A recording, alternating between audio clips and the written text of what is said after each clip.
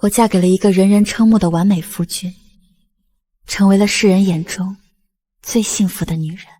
一拜天地，二拜高堂，夫妻对拜。太好了，爹爹和娘亲成婚了，成婚了！礼成。阿姐，我爱你。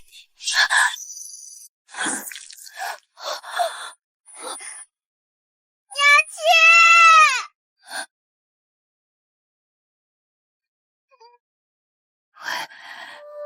为什么？恭喜裴师兄，终于杀期正道，很快便能突破化神阶，届时你便是9天大陆第一人。杀期正道，阿姐，你为了提升修为要杀我？不然呢？我可是9天大陆1000年来唯一有可能飞升成神的人，难不成你真以为我会看得上你这个废物？沈云生，你的命能助我突破瓶颈，是你的荣幸。放开我娘亲！放开我娘亲！滚开，小贱种！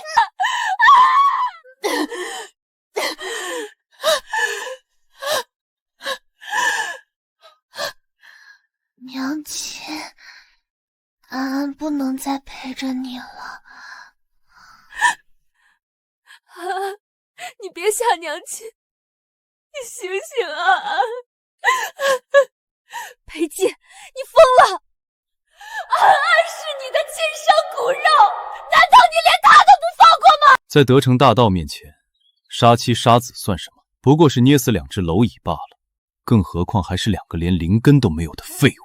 裴师兄，别和他废话，杀了他们，你便能突破化神阶，届时你我成婚，你便是新的天玄宗宗主。不要，阿姐，不要！沈云生，这就是你和孩子的命。裴师兄，我们走。裴寂，你可知杀气正道，舍的是欲，弃的是情，争的是大道通天。你这一生绝不可能成神了。安安别怕，娘来陪你了。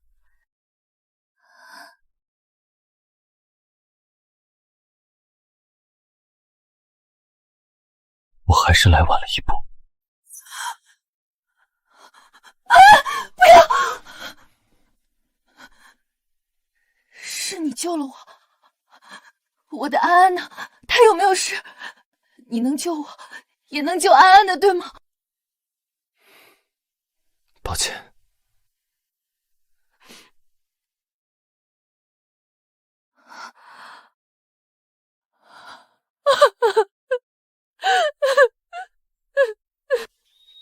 安安最喜欢娘亲做的小老虎啦！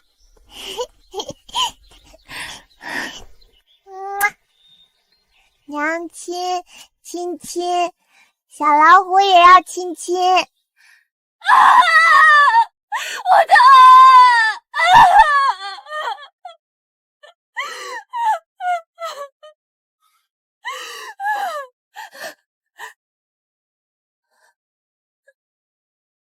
你能从裴寂手里救下我，一定很厉害。你能不能教我修炼？我想变强，我要报仇。你没有灵根，若想修炼，必定要断骨重塑，届时经脉尽断。这种痛，可不是普通人能受得住的。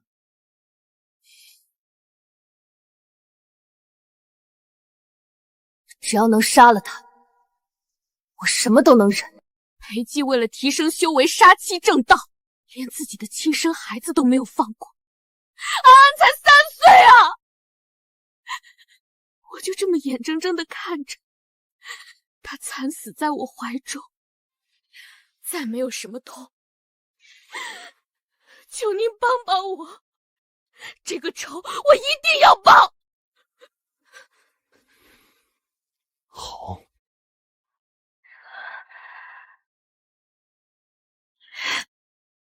这才刚到洗髓阶段，要是受不了，现在叫停还来得及。我可以。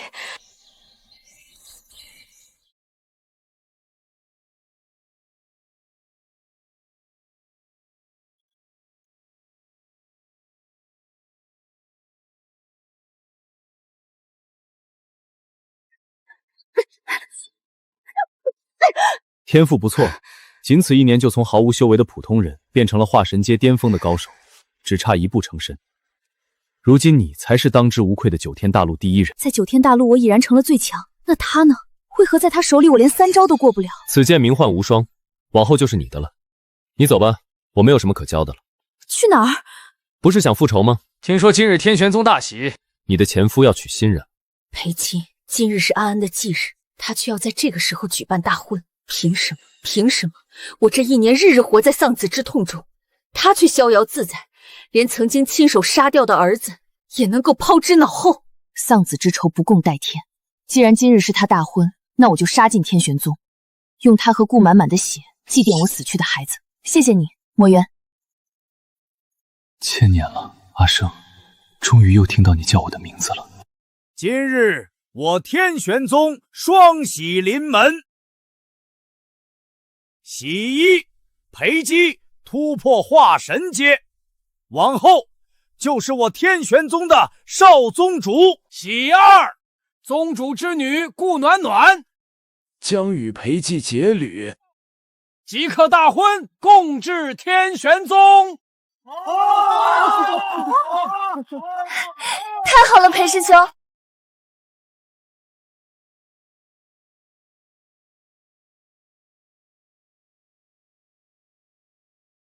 一个靠着杀妻杀子才勉强突破化神阶的废物和人渣，也配得上你们天玄宗举全宗之力保他成神？看来你们天玄宗也不过如此。你是何人？竟敢在我天玄宗地界大放厥词！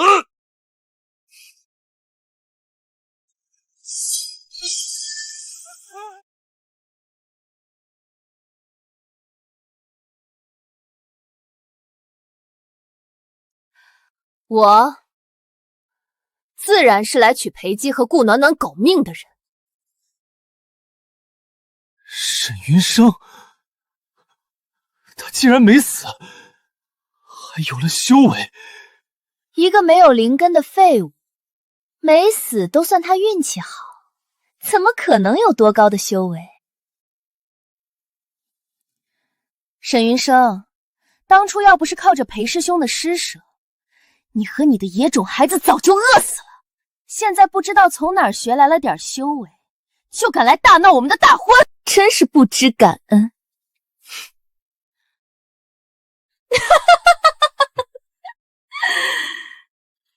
照你这么说，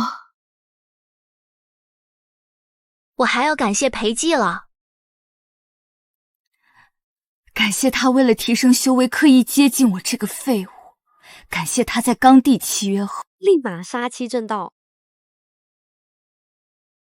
感谢他到头来连自己的亲生儿子都不放过。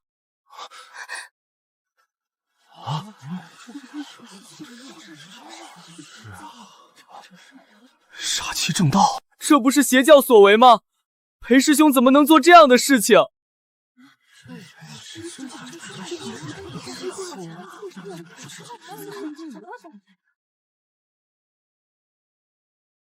够了！9天大陆1000年来无人飞升，管他什么正教邪教，只要能突破修为飞升上神，杀妻正道有何不可？事实证明裴师兄的做法没错。是啊，如今裴师兄靠着杀妻正道突破修为，极有可能1000年来唯一飞升的人。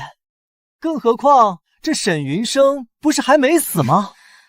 原来这就是你们天玄宗的做派，果然都是一丘之貉。沈云生，你不过就是一个连灵根都没有的废物。要不是你的命能助裴师兄突破修为，连被裴师兄杀的资格都没有。哼，是吗，裴寂？我只问你一句：1年前你亲手杀死自己亲生儿子的时候，心里可曾有过一丝一毫的悔意？哼，一个没有任何修炼天赋的小贱种，简直是我人生的污点。死了就死了。没错，大废物生的小废物而已，死了也是活该。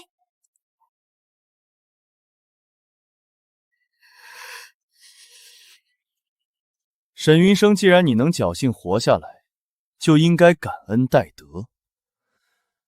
找个犄角旮旯躲起来苟活一世。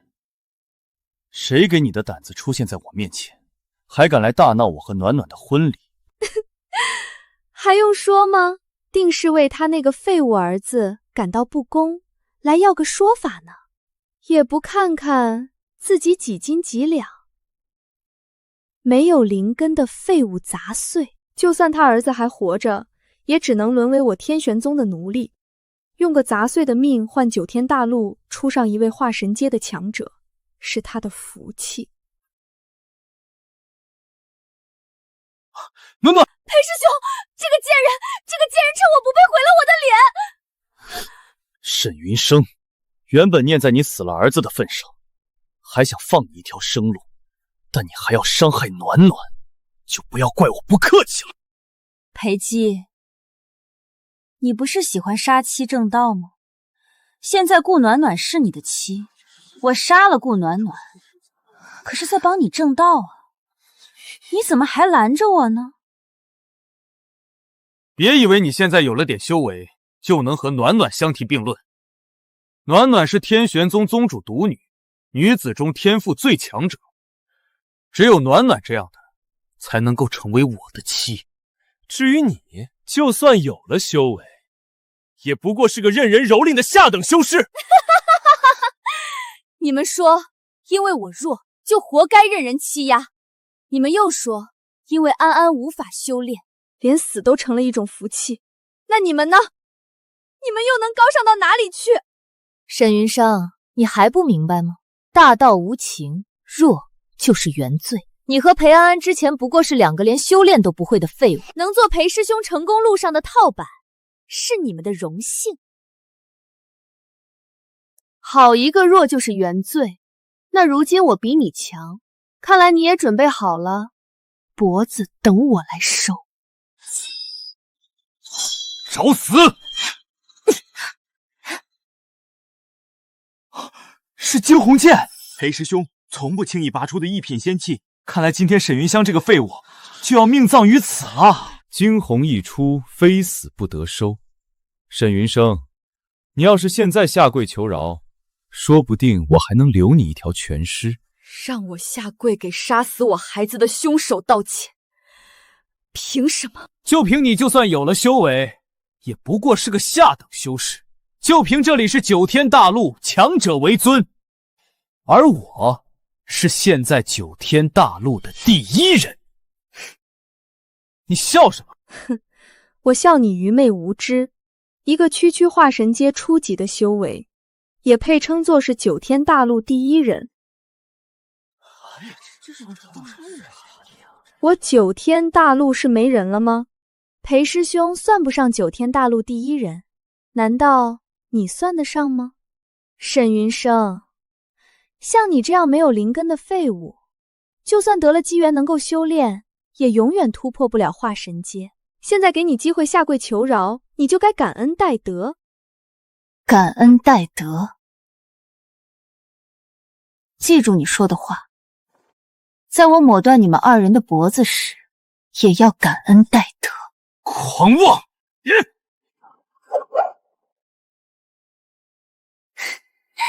贱人，敢扰乱我的大婚，还毁我的容，你就等着被惊鸿剑斩断脖子吧。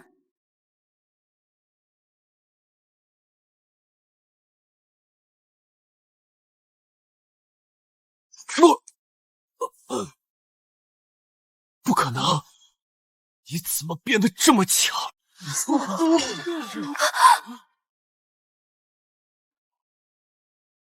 这一世，我要让你们知道，什么叫做真正的实力。怎么会这样？惊鸿剑可是1品仙器，怎么会被这个废物徒手摧毁？还有裴师兄，裴师兄堂堂化神阶修为，竟打不过这个废物。裴师兄，你没事吧？这才短短1年的时间，他到底是怎么从一个废物把修为提升到我之上的？什么？你说他的修为在你之上？裴师兄，如今爹爹闭关，你可是我们天玄宗修为最高之人，连你也打不过他，那我们岂不是……你们可想清楚了？我今日来天玄宗，只为了取裴寂和顾暖暖的狗命。你们要是不想死，就赶紧给我滚！沈云生，你到底想干什么？我虽然杀气正道，但你不是也没死，我的修为还提升了，这不是皆大欢喜吗？从始至终死的只是一个废物儿子罢了。废物儿子，安安没有灵根，在你看来或许可有可无，但他是我的命。裴寂，你早就忘了吧？今日是你和顾暖暖大喜之日，也是安安的忌日。一喜一悲对比如此明显，今日我非要让你们的喜变丧事，才算公平。沈云生，我们可是缔结了婚契，既然你没死，那我就还是你的夫，你难道要谋杀亲夫吗？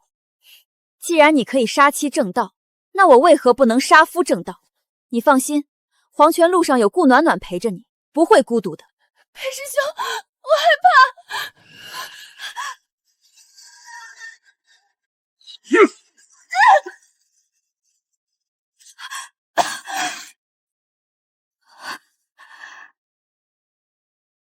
谁敢在我天玄宗放肆？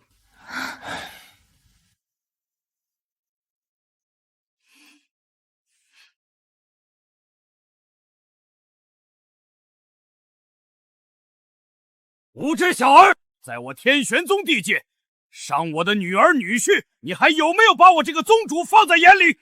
爹，你这次闭关修炼，竟突破了化神阶巅峰。看来我们天玄宗在修仙界的地位又要水涨船高了。小小年纪修为能超过裴寂，这样恐怖的天赋，绝不能活着出现在天玄宗之外。沈云生，若你现在给我女儿女婿下跪磕头道歉，我还能放你一条生路，只断你四肢，让你在天玄宗做一条看门狗。那我是不是还得感谢宗主的大恩大德啊？不过宗主大人说反了，今日我来是为了取裴姬和顾满满的狗命。至于你们，要是识相，现在给我磕头道歉，我还能饶你们不死。本来看在你天赋还不错的份上，想放你一马。既然你执迷不悟，那我今日就好好教教你什么叫尊卑有别，让你眼睁睁看着你的修为为我所用。是宗门秘阵炼神阵，炼神阵一出，会将里面的人所有修为炼化，修为过后就是骨髓，直至化成一滩血水。我天玄宗的炼神阵斩神杀佛，数千年来没人能活着逃出去。沈云生这次必死无疑。沈云生，从我投入天玄宗门的那一刻，你就注定沦为我提升修为的肥料，为此报仇，简直是痴心妄想。炼神阵起，犯我天玄宗者死！神君大人还不出手吗？天玄宗启动炼神阵，若神女因此被诛杀，我们便要再等上一个轮回了。一念成神，一念成魔，只有了尽心中杂念，方才能涅槃重生。沈云生，你现在磕头求饶，我还能在炼化完你的修为后，大发慈悲，让你做天玄宗的一条看门狗。想炼化我，那就要看你有没有这个本事了。真是不自量力！我天玄宗的炼神阵可是连陆地神仙都炼化过，更别提他。炼神大法，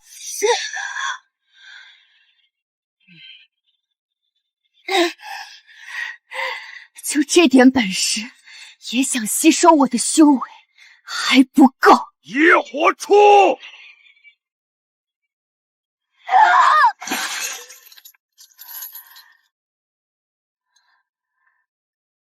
不够，我的能量超乎你的想象。没想到这女人的灵气如此纯粹，我竟然完全无法炼化。不行，我才刚刚突破化神阶巅峰，不能再继续下去了，得赶紧稳住修为。既然自己找死，我就用你的命震慑九州，幽冥鬼火，魂飞魄散。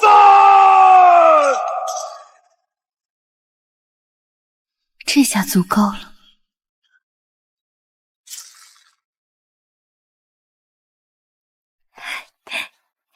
沈云山已死，裴师兄，往后再无人能阻挡你的大道了。沈云生，这就是你挡路的下场。双修大典继续。宗主，你快看！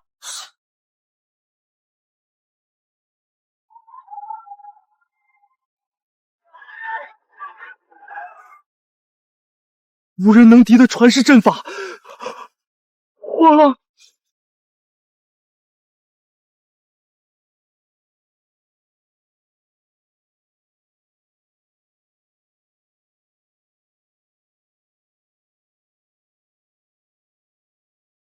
可是融合了混沌之力和幽冥鬼火，可以扰乱灵气，炼化灵魂，连上界仙人都无法轻易逃出。他一个没有灵根的下等修士，怎么可能就这样破了？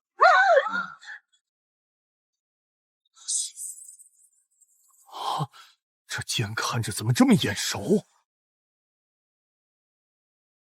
裴寂、顾暖暖下了阴曹地府，你们记得给我那无辜的儿子磕头赔罪！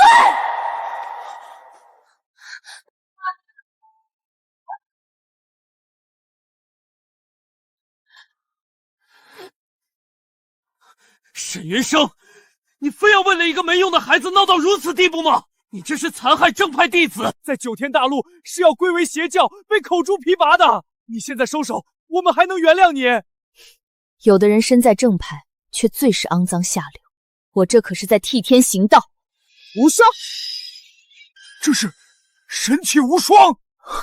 相传千年前，神女就是用此剑和自己的肉身封印了魔王，往后神女陨落，无双剑也没有了下落。可是像这样的上等神器，不都只认一个主吗？难道受死吧！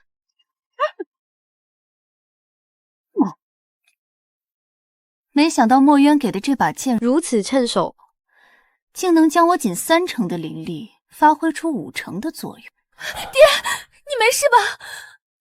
这女人手里的剑的确是神器无双，莫非沈云生就是转世后的神女？不可能！神女是多么敬畏的存在，更是拥有世间极品的紫色灵根，修为天赋极强。如果沈云生就是神女，那她为何前20年一直是个废物？是啊，爹，沈云师在此之前一直是个没用的废物，九天大陆最低贱的平民，绝不可能摇身一变就成了神女。要我说，她就是踩了狗屎运，不知道从何处得来的无双剑，才有了如今的修为。可无双剑作为上等神器，绝不可能认第二个人为主。师父这世间的秘法如此多，说不定他沈云生就是得到了什么秘法，将无双剑收为己用呢。若你能得到无双剑，再手握秘法，何愁不能飞升成神？届时天玄宗也必将成为天下第一宗门。住口！这无双剑本就是属于我们天玄宗的东西。没错，沈云生，你窃取了我们天玄宗的神器，还不还来自荐谢罪？我说你一个废物，怎么可能突然就有如此高的修为？原来是偷了我们宗门的神器，靠着神器在天玄宗耀武扬威，真是无耻！你们说无双剑归属天玄宗，证据呢？你们拿得出证据吗？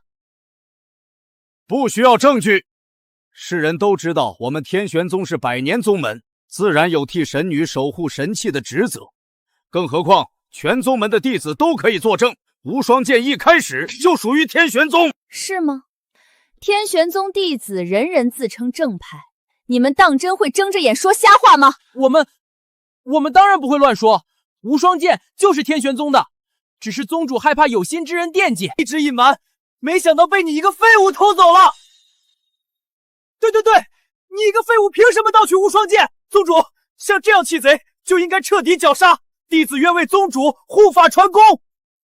你们，沈云生，我们可是九天大陆第一宗门，天下人皆知的名门正派，我们的宗主更是大公无私、怜爱百姓的大善人。你觉得就算我们诬陷你，这天下人会信吗？我劝你还是老老实实交出无双剑，还能免受皮肉之苦。好一个名门正派，好一个大善人！你们天玄宗的人还真是一如既往的龌龊。为了所谓的大道，先是杀妻杀子，如今看上我手里的这把剑，又想强抢了。我虽不是神女，但我的东西也不是你们想要就能要的。沈云生，我劝你识相一点，你只身一人，难道还能抵抗得了我们天玄宗的数百人吗？暖暖说的没错，沈云生，就算你修为在我们之上又如何？我天玄宗是百年宗门，所拥有的秘法阵术取之不尽，举全宗之力对抗你，还是绰绰有余的。哎，再怎么说，我们天玄宗也是爱惜人才的。沈云生，你若肯交出无双剑和让神器认主的秘法，我可让你归入天玄宗门下。这可是寻常修仙者想求都求不来的幸事。这到底是我的幸，还是我的祸？敬酒不吃吃罚酒，众弟子听令，列阵传功。今日我非将这染指神器的贼人捉拿伏审。是。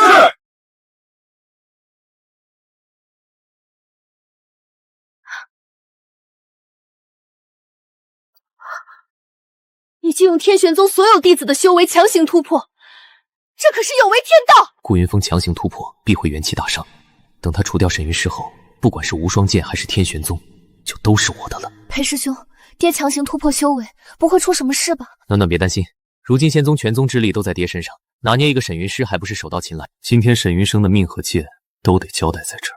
至于天道，有了无双剑在手，天道又能拿爹怎么样？小贱蹄子，此等神器可不是你配拥有的。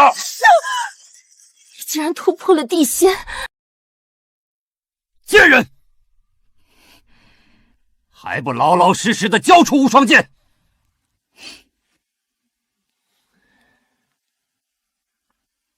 我还能留你一个全尸，干脆直接杀了，把无双剑夺回来。是啊，爹，无双剑本就是我们天玄宗的神器，就算是我们杀了沈云生，天下人也不会多说半个字。您如今可是9天大陆修为最高之人，怎么？你们以为你们的宗主突破地仙，这无双剑就算是我给你们，你们也没那个命拿？你一个盗窃神器的小偷，有什么资格说我们颠倒黑白？别忘了，我天玄宗可是万宗之首，9天大陆第一正派。我今日就算杀了你，也是在为民除害，为天除害。好一个为民除害，为天除害，这么会伪装正义，不去唱戏都可惜了。小贱蹄子，是你执意找死！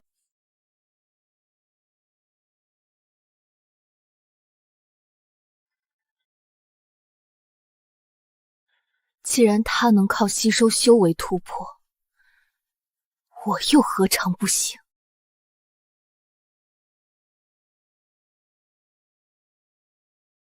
炼神阵起！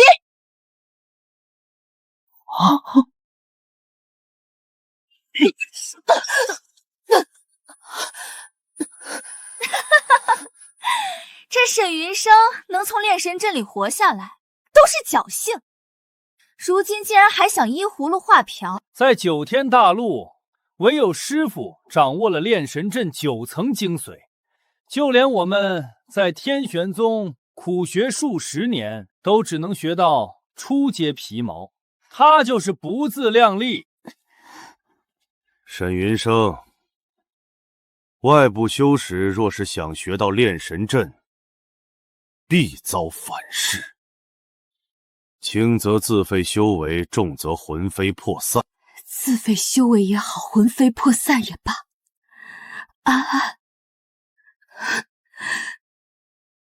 只要能为你报仇，娘亲什么也不怕。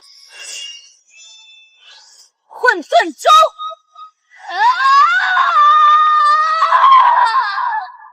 我苦修一生，都只能堪堪掌握炼神阵9层。你一个小丫头片子，怎么可能只看一眼就能学会，还掌握到了10层的秘法？这贱人到底得到了什么机缘，实力竟如此恐怖？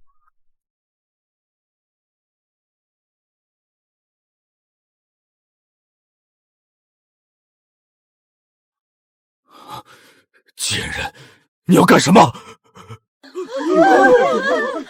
你们说，只要能变强，杀妻杀子未尝不可。你们又说，他突破地仙，便能歪曲事实，颠倒黑白。那如今，我便要吸收顾宗主的灵气，让你变成一具干尸，再血洗你们整个天玄宗。接下来，该让你尝尝被困炼神阵的滋味了。炼神大法！我的修为！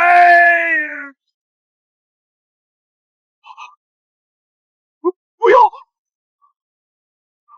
沈云生，你个贱人，你不得好死！爹，沈云生，你快放了我爹！我爹可是9天大陆唯一的地仙，你这样做就不怕被天下人厌弃吗？怎么，你们把我困在炼神阵中折磨致死，就是为了天下？如今我只是吸收他的修为，就会被天下人厌弃了？我倒要看事实到底是不是像你说的这样。贱人，你给我停手！停手！我的灵根！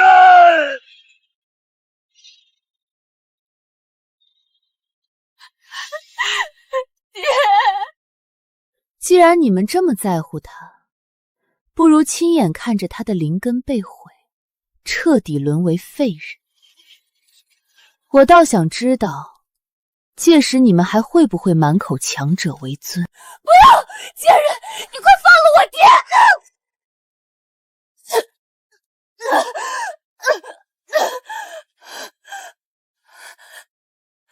裴师兄，你快救救爹啊！沈云生，你什么时候变得如此残忍？吸人修为，断其灵根，你这样和邪教魔女有什么区别？我残忍？你亲手杀死安安的时候，有没有觉得自己残忍？你们一个个要将我绞杀的时候，有没有觉得自己残忍？我只是以彼之道还之彼身罢了。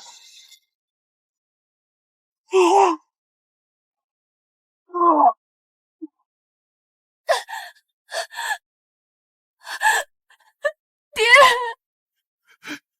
爹，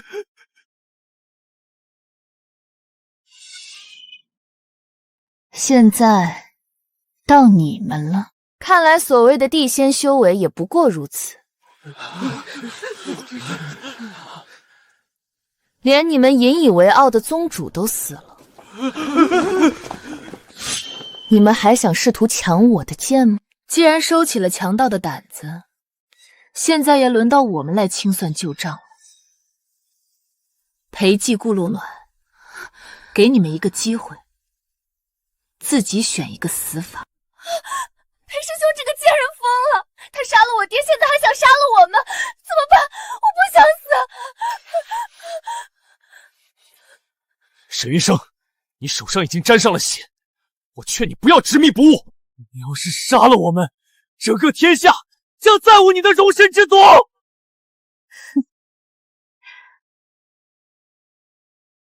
所以呢，你们谁先来？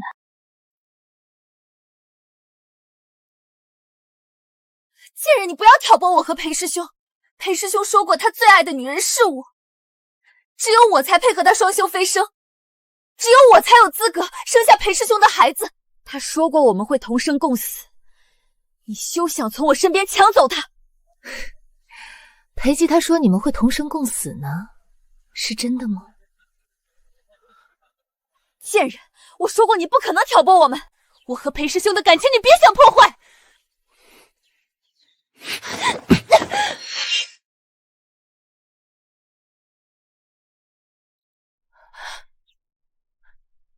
裴师兄，你这是干什么？谁他妈要和你同生共死？我还没活够呢！阿生，我一直以来都是爱你的。是这个贱人，都是他撺掇我杀妻正道，还害死了我们的孩子，这一切都是他的错！你说什么？这就是你认定的真命天子，这就是所谓的至死不渝。顾暖暖，当初你怂恿他杀妻杀子的时候，就该知道他是个什么货色。是我帮你进入天玄宗拜师学道，是我倾注一切助你突破修为，是我给了你现在拥有的一切，你怎么能这么对我？贱人！要不是你看中我的天赋，非要与我成婚双修，我怎么会伤害阿生和安安？阿生，你要相信我，我们才是夫妻啊！我怎么忍心害你和我的亲生儿子呢？都是这个贱人勾引我，蛊惑我！你放过我，只要你放过我，我们还是恩爱夫妻，我们还可以再生一个孩子。裴姬，你这个混蛋！滚开！阿生，安安死了没关系，我们还会有孩子的。我现在修炼天赋也不弱，我们可以一起双修，一起成神啊！只要你肯放过我。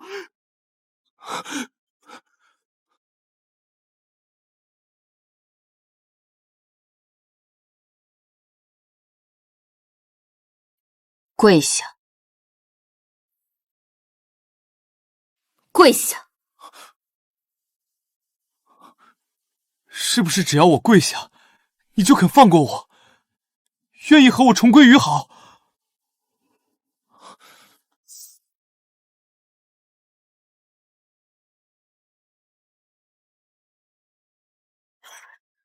这一巴掌打的是你负心凉薄，为了所谓大道背叛婚姻。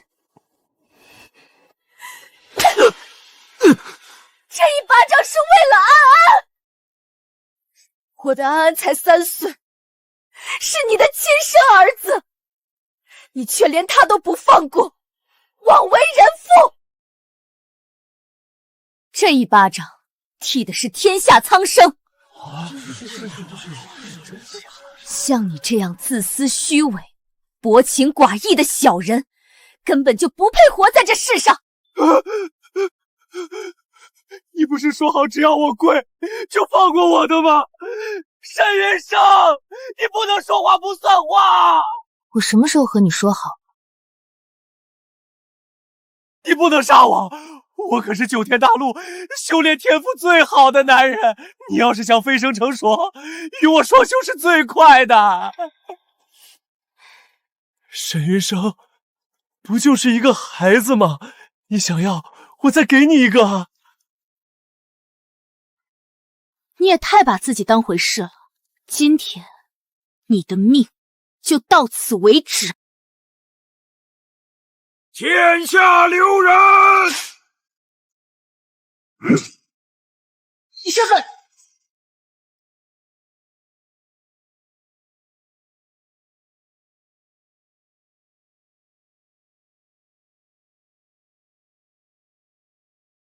无量大师，您可是9天大陆公认的佛门长老，从不沾手凡尘俗事。阿弥陀佛。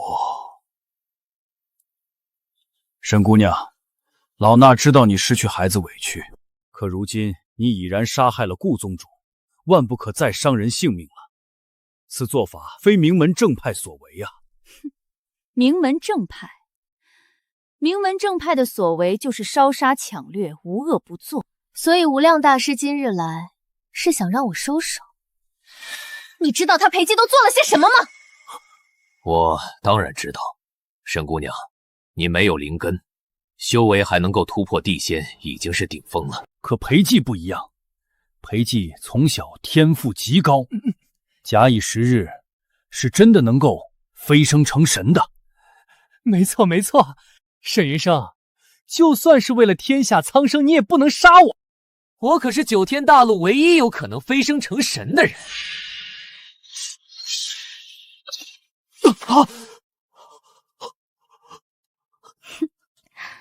就你也不怕玷污了神？沈姑娘，不日后魔王苏醒，9天大陆需要有能人来对抗。为了万民，你便忍下这一丝委屈，留裴志一条性命吧。我放过他，那谁放过我的安安？魔王复苏也好，天下生灵涂炭也罢。我只是一个失去孩子的母亲，这些事情与我何干？那你不妨先看看这是谁？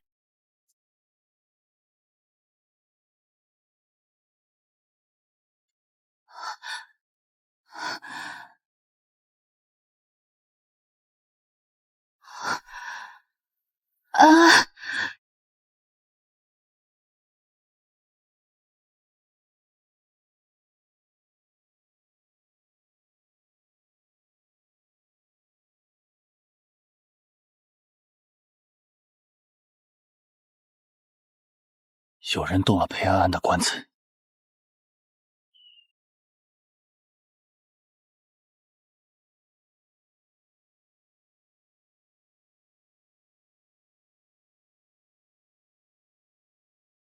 今天可是安安的忌日，你却刨了她的坟！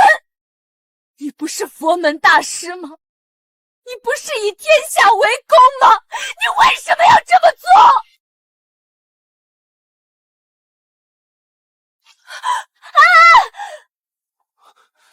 沈姑娘，我的好言相劝你不听，便只能出此下策了。我说过，魔王即将苏醒，届时天下大乱，此后果不是你我能承受得起的。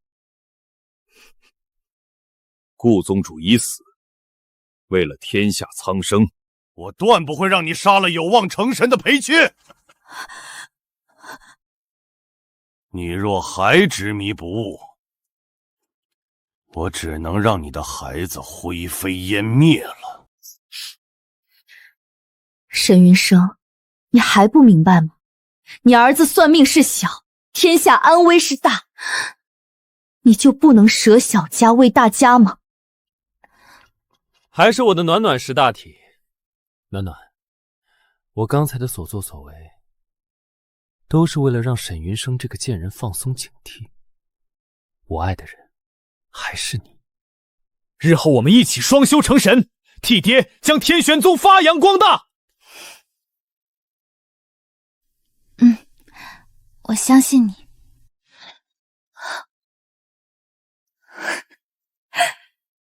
魔王虽恶，却在明面。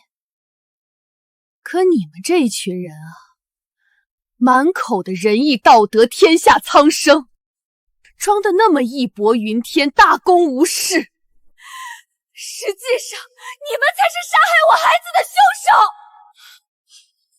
是如今连他尸体都不肯放过的恶魔。沈姑娘，只要你答应留裴寂一条性命，你的孩子我便完好无损的还给你。不行，还得让他交出手里的无双剑，否则别想见到他孩子的全尸。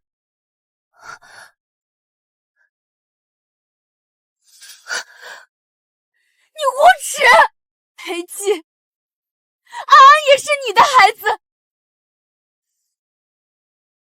你不仅杀了他，如今连尸体也不放过，你还是人吗？儿子不过就是个最低贱的凡人，我养他到3岁，已经是我善良了。沈云生，要是不想让你儿子死了还不得安宁，就主动交出无双剑。看见了吗？这就是你们口中对抗魔王的希望。所谓的正派弟子，实际上就是个没心没肝、心狠手辣的混蛋。对自己的亲生儿子尚且如此，你们不让我杀他，是想助纣为虐，纵容他继续残害百姓吗？裴公子，老衲今日前来，只是为了保你一条性命。待到来日能守护9天大陆的生灵，你就莫要再用孩子威胁沈姑娘了。不过是一把剑而已。这可不是普通的剑，这是神女1000年前所用的神器无双。大师，你想想，要是我得到了无双，还愁无法击败魔王，守护天下吗？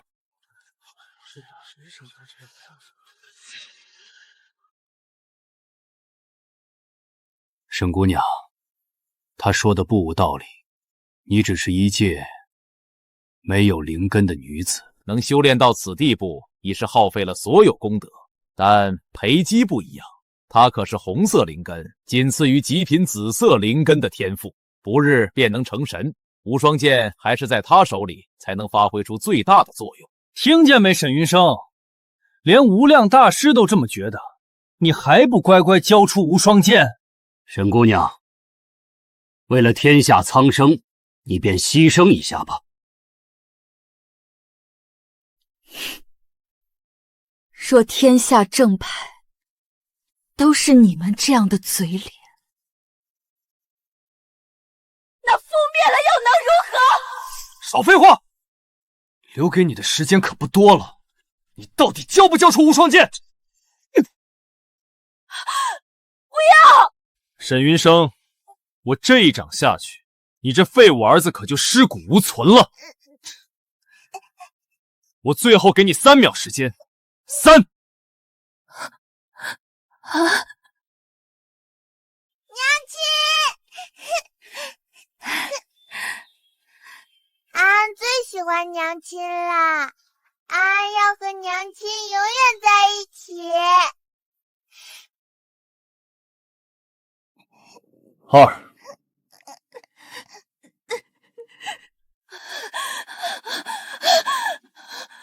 娘亲，安不能再陪着你了。1，沈云生，这是你自找的。不要！我给你无双剑，你把我的安还给我。啊，这次换娘亲来保护你。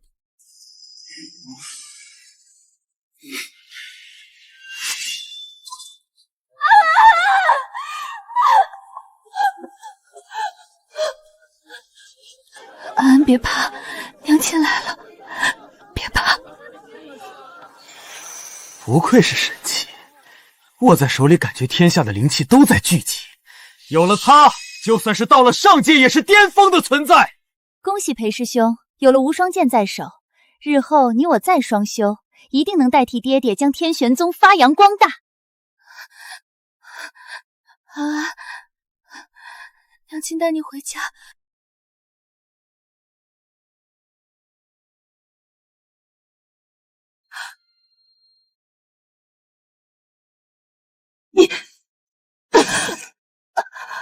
你为何要杀了他？大师紧张什么？我只不过是想试试这无双剑好不好用罢了。况且沈云生就是一个没有灵根的废物，失去了无双剑，他就什么都不是。我想杀便杀了，可是大师可要想清楚了，是选择他一个废物，还是我？要知道，现在只有我才是整个9天大陆的希望。阿弥陀佛。果然，你们这些人都是一如既往的令人作呕。今天我就让你死在你辛苦寻来的无双剑下，哈哈哈哈哈！也算是你的福气。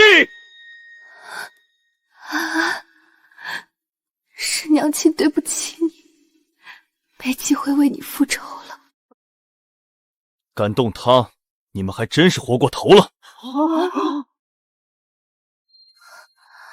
你又是什么人？知不知道这天玄宗如今是我的地盘？就你，还不配知道我的名字。站住！我让你走了吗？把沈云生这个贱人给我留下！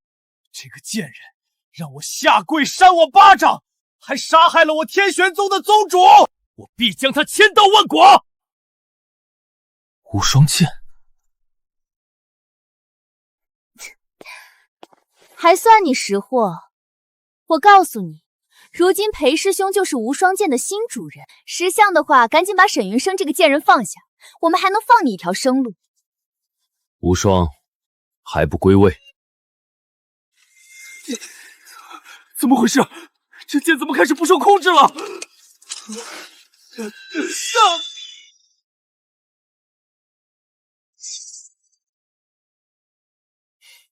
混蛋，你到底做了什么？看来你也想和沈云生这个贱人一样，横着离开天玄宗了。等等，大师，你拦我做什么？能号令上古神器，腾云化雾，此人绝非九天大陆的修行者。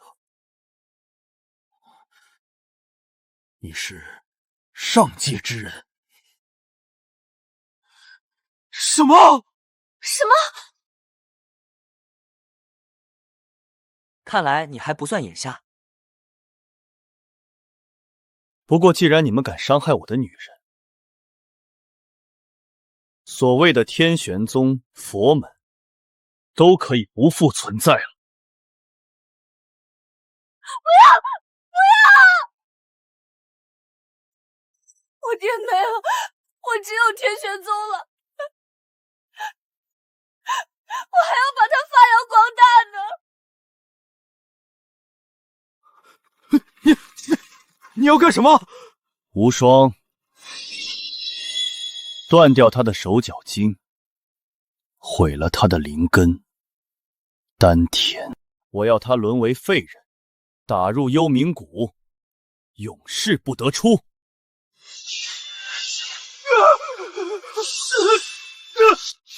不要！不要！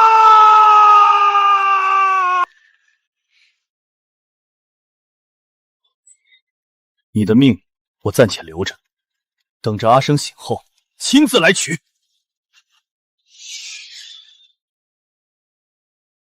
幽冥谷可是个好地方，好好享受吧，天玄宗少宗主。没了，爹没了，宗门没了，双修飞升的机会也没了。爹，我来找你了。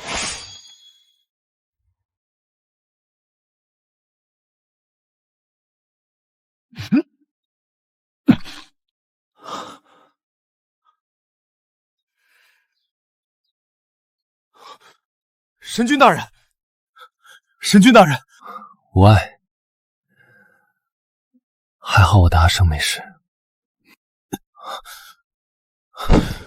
神君，这千年来您为了寻找神女，本就耗费了太多灵力。此番去天玄宗前，又专程去加固了魔王的封印。若是再不调养好身体，只怕……恕属下多嘴。如今神女虽未归位，但神君只要与她双修，您的身体必定能很快恢复。住口！他还没有恢复前世记忆，对他而言，我只是一个助他修炼的陌生人。我不愿强迫他从前世，如今亦是。我自会去灵泉调养，在我回来之前，守好他。是。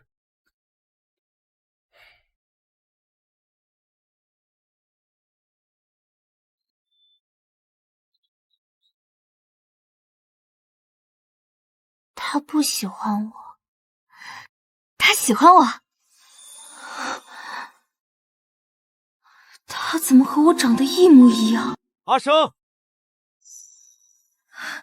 阿渊，你答应我的，你大圣归来，我们就成婚。那现在可以摘下你的面具了吧？我的神君大人，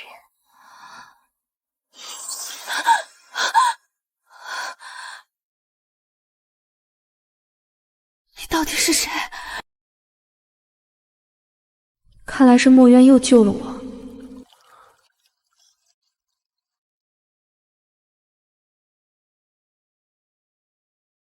沈姑娘，墨渊呢？他去哪儿了？神君不愿意强迫沈姑娘，但若是沈姑娘亲眼看见神君如今的样子，是不是有可能自愿和神君双修？竹林外50里的灵泉。多谢。沈姑娘，求您救救我家大人。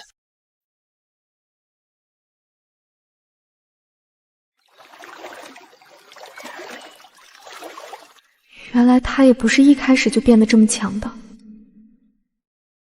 他又受了多少苦？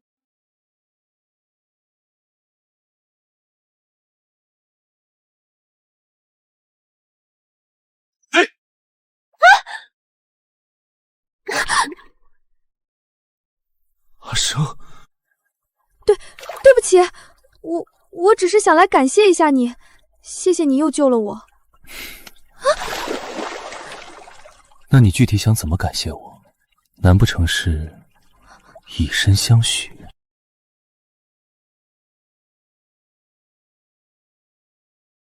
我虽不能以身相许，但莫依都告诉我了，你为了救我身受重伤，灵泉对你的调养有限，如果你需要，我可以。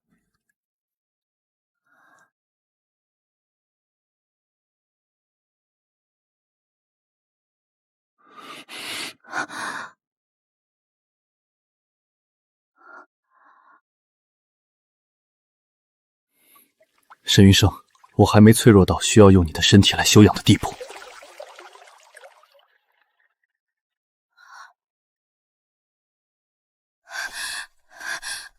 你误会了，我只是想报恩。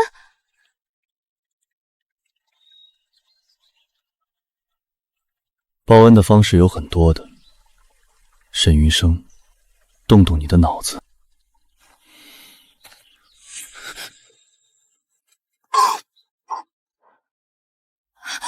莫言，你怎么了？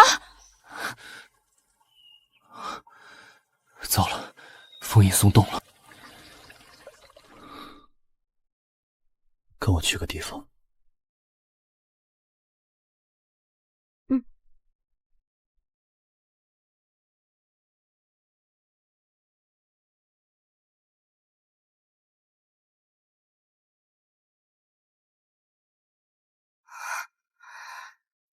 这是哪里？我好像来过这里。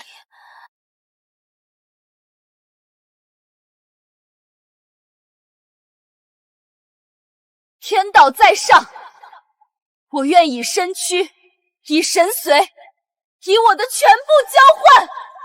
生生世世困魔于幽冥谷，永世不得出。阿生，不要！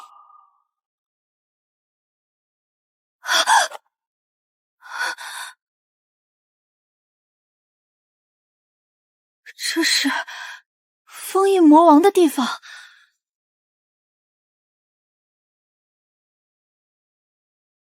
你想起来了？我不知道，我脑子好乱。想不起来就不想了。阿生，把你的手给我。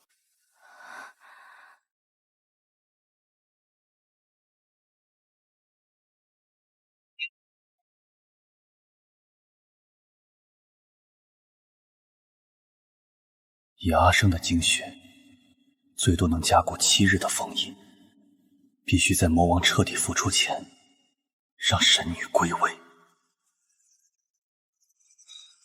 原来这就是转世后的神女。滚开！都给我滚开！我可是天玄宗少宗主，再敢碰我，我让你们灰飞烟灭！还少宗主呢，连手脚筋都没有了的废物，进了幽冥谷，你就是我们的食物。他身上有那个女人的气息。好强大的威压！都给我滚！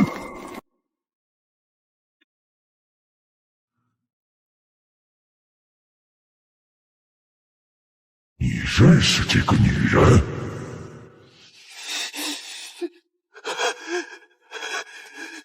沈云生，这个贱人分明被无双剑刺中，为什么还没死？都是他把我害成这样，我要杀了他！杀了他！你替我杀了他，我助你重回巅峰，与我平分3界，如何？安安，娘亲好想你。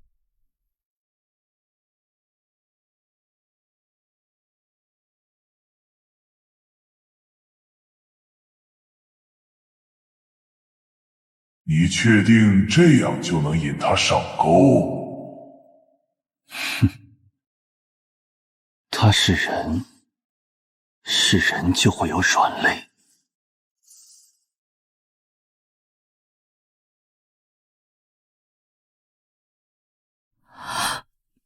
起死回生。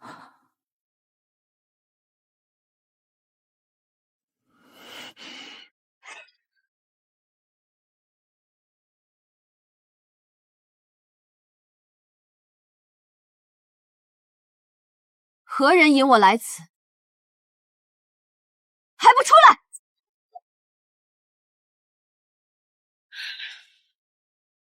沈云生，别这么暴躁，女人还是得温柔点儿，这样才会有男人疼。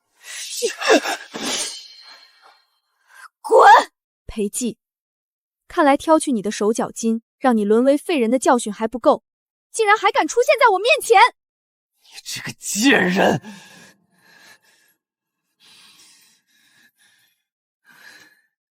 沈云生，你现在激怒我，可没有任何好处。全天下可只有我拥有起死回生的秘法。你要是还想复活你儿子，最好现在像条狗一样。你让我相信一个亲手杀死自己儿子的禽兽，会突然好心复活我的孩子？裴寂，我本想饶你一命，让你在幽冥谷自生自灭，但你既然还想利用安安在我面前刷存在感，就不要怪我不客气了。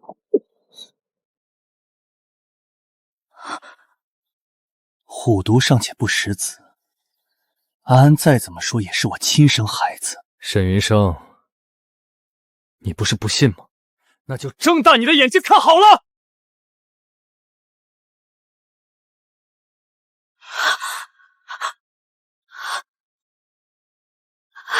娘亲爸爸，安安，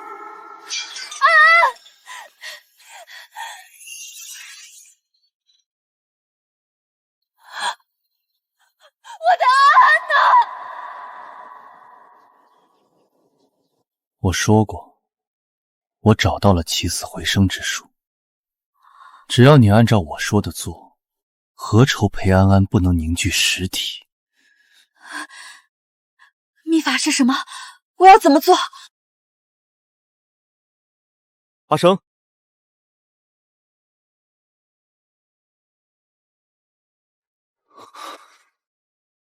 三生镜，糟了！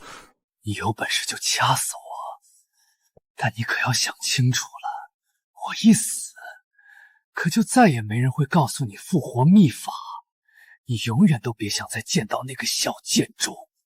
你威胁我？沈云生，你不是最爱那个小贱种了吗？难道你忍心看着他和你骨肉分离，一个人孤零零地躺在阴曹地府，无人问津吗？你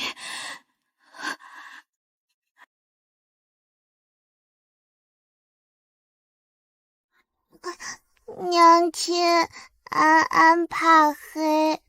别怕，娘亲会永远陪着安安的。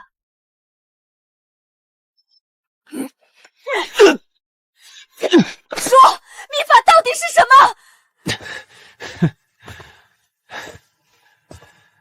你跪下，跪下，我就告诉你。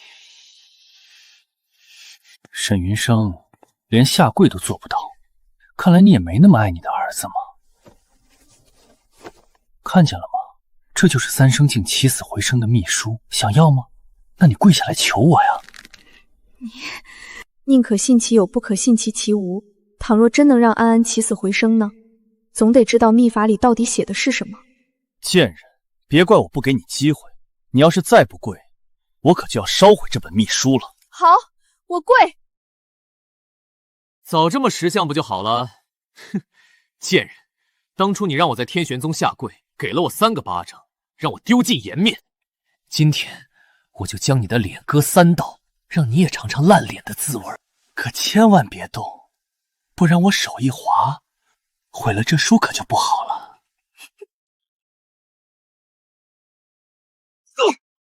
谁允许你动他的？又是你！好啊，沈云生，你口口声声指责我和顾暖暖是奸情，那你呢？早就背着我偷人了吧？你怎么就这么贱？满口喷粪，看来你这张嘴也不想要了。等等，他手里还有我想看的东西。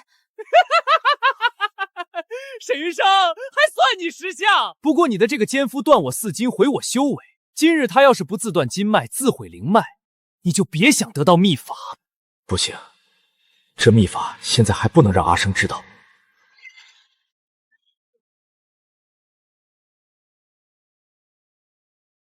墨渊，你毁了秘书。沈云生，这就是你偷的野男人，你看清楚了吗？他是故意毁掉秘书的，他根本就不会让你复活裴安安，他才是那个冷血无情的人。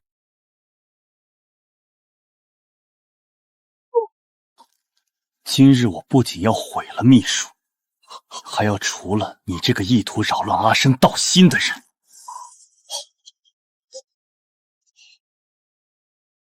沈云生，你还愣着干什么？秘书一毁，除了我，再没人能告诉你秘法内容。你是真的想和你儿子天人永隔吗？墨渊，放了他。什么？阿生，你忘了吗？他当初可是靠着杀妻杀子突破修为的。这样的男人，你还信他会找秘法救安安？不论如何，安安是我这一生最重要的人。就算是只有1/1000的可能性，我也想试试。听见没，小白脸，还不快给我松手！墨渊，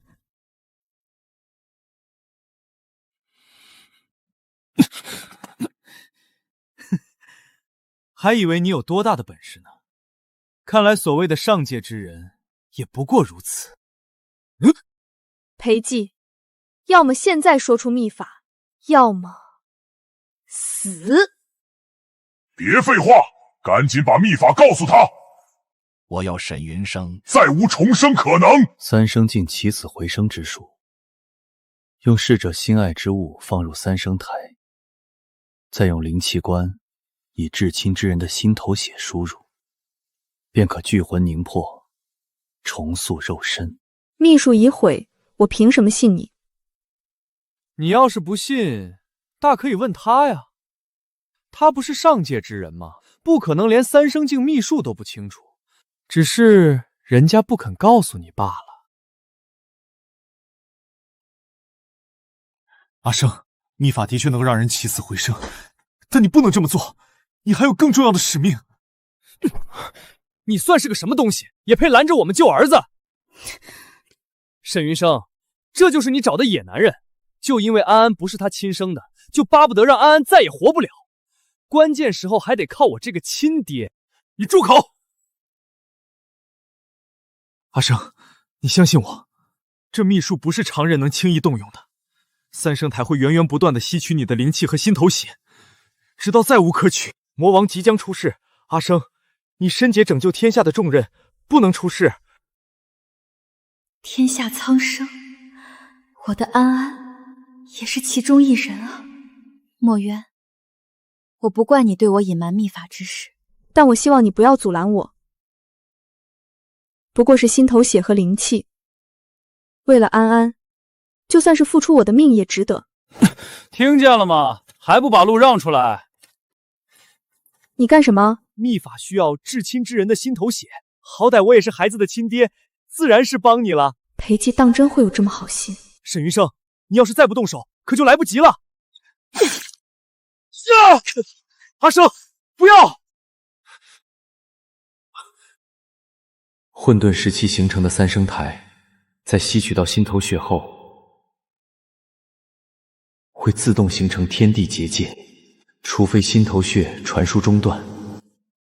阿生，快停下！再这样下去，真的会以命换命的。难道你想让裴安安活下来，却再也见不到母亲吗？沈云生，秘法已经开启，如果此时停下，裴安安将彻底的魂飞魄散。娘亲一定会救活你的。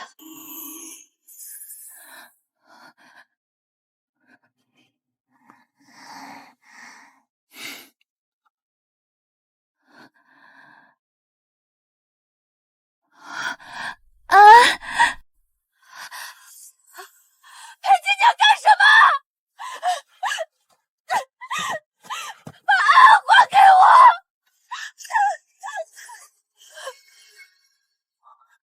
阿生，安安是我的命，裴静，你最好现在把他放下，否则我定叫你生不如死。自己的命都要没了，还想找我报仇？沈云生，我告诉你，我能杀子一次，就能杀第二次。你不是说他是你的命吗？那你就去阴曹地府寻他吧。不要！不要！不要！啊！阿生，三生台别称诸生台。沈云生耗尽精血和灵气，又是肉体凡胎，此番跳入三生台，十死无生。干得不错，沈云生一死，再无人能阻挡我一统三界！哈哈哈哈哈哈！恭喜魔王，贺喜魔王！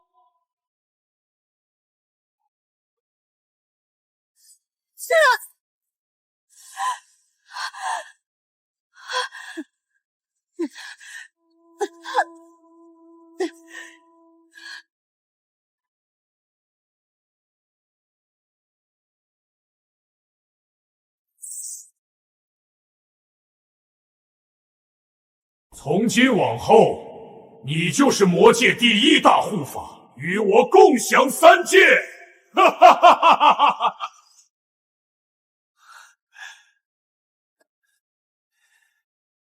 是。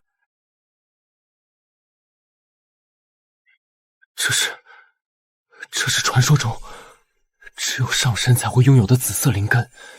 要是我能将此灵根炼化，便能飞升上天界为仙。魔王大人，这灵根您打算怎么处理？赏你了。谢魔王。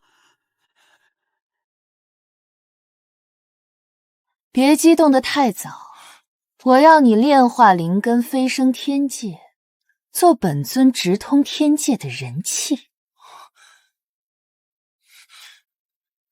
属下明白，誓死效忠魔王大人。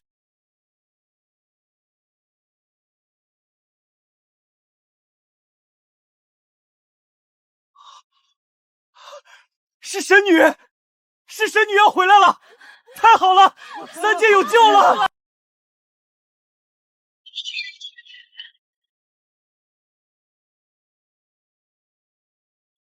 阿生，阿渊，你答应我的，你大圣归来，我们就成婚。那现在可以摘下你的面具了吧，我的神君大人。报告神君神女，魔界造反了！什么？天道在上，我愿以身躯，以神髓，以我的全部交换，生生世世困魔于幽冥谷，永世不得出。阿生，不要！阿生，阿生！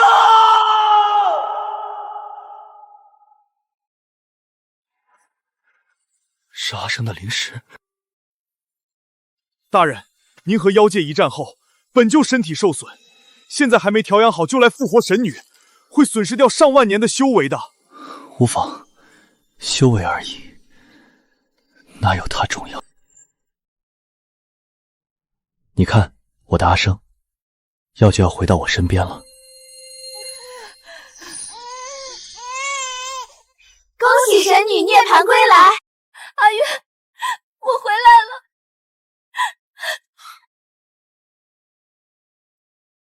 笨蛋，以后再也不要以身为戏，不要留下我一个人了。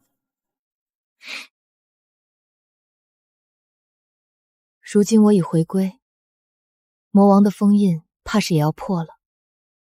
阿生，还记得你在天玄宗学到的诸神阵吗？当日你召唤出来的混沌钟，不仅能困住神，亦能困住魔。我已召集12星宿，按照诸神阵的方式隐藏在天界各处。阿生，将诸神阵转化为诸魔阵，剩下的就需要你来完成了。天哪，这就是天界吗？就连呼吸的都是灵气，这也太奢侈了！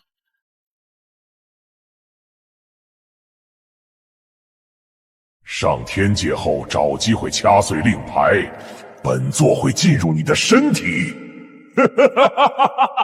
将整个天界变成3界炼狱。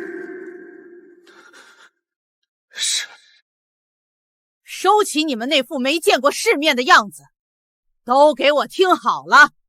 今日神女回归，你们作为下界刚刚飞升上来的下仙，须得先拜见神女，得到神女赐随后，才可留在天界。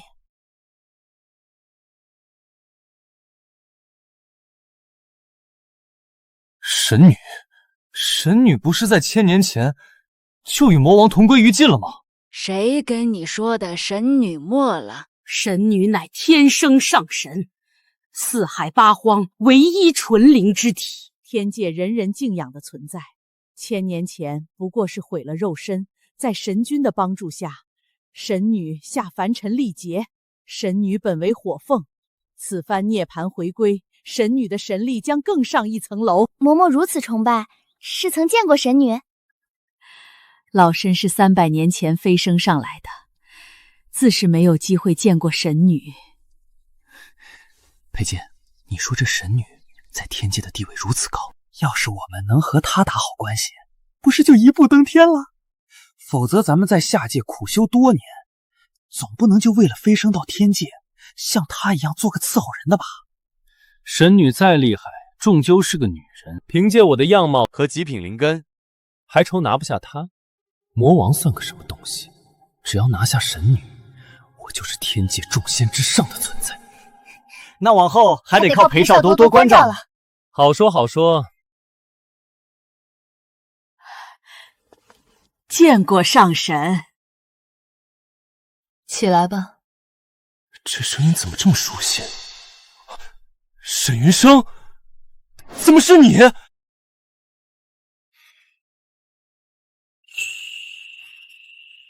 这就是我下凡历劫时遇到的那位安扎前夫。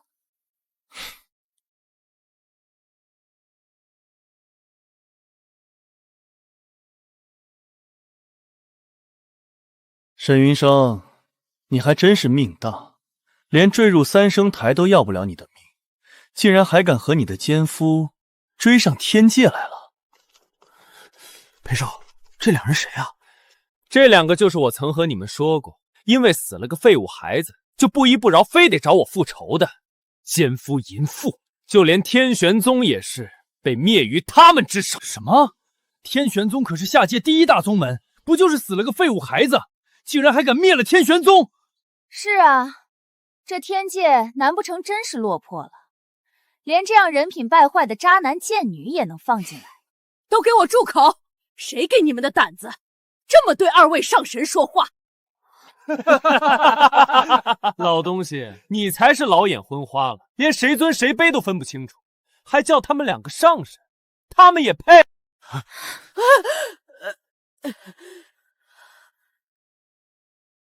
你说他分不清谁尊谁卑，那你倒是说说，在这天界，谁为尊，谁为卑？这还用说？你们不过都是一群下等人，就连他也不过是个老奴婢，天生伺候人的命。我可不一样，如今我可是神女的座上宾，自然是该以我为尊。贱人，你笑什么？你口口声声说你是神女的座上宾，这件事神女知道吗？我们裴少风流倜傥，一表人才，还拥有世间极品的紫色灵根，稍一时日，裴少的本事便可匹敌天界神君。等神女真正见到裴少，只怕是要巴不得舔上来呢。匹敌天界神君，看来我们的神君大人要有危机感了。的确要有危机感了，毕竟现在连什么人都敢觊觎我的阿生了。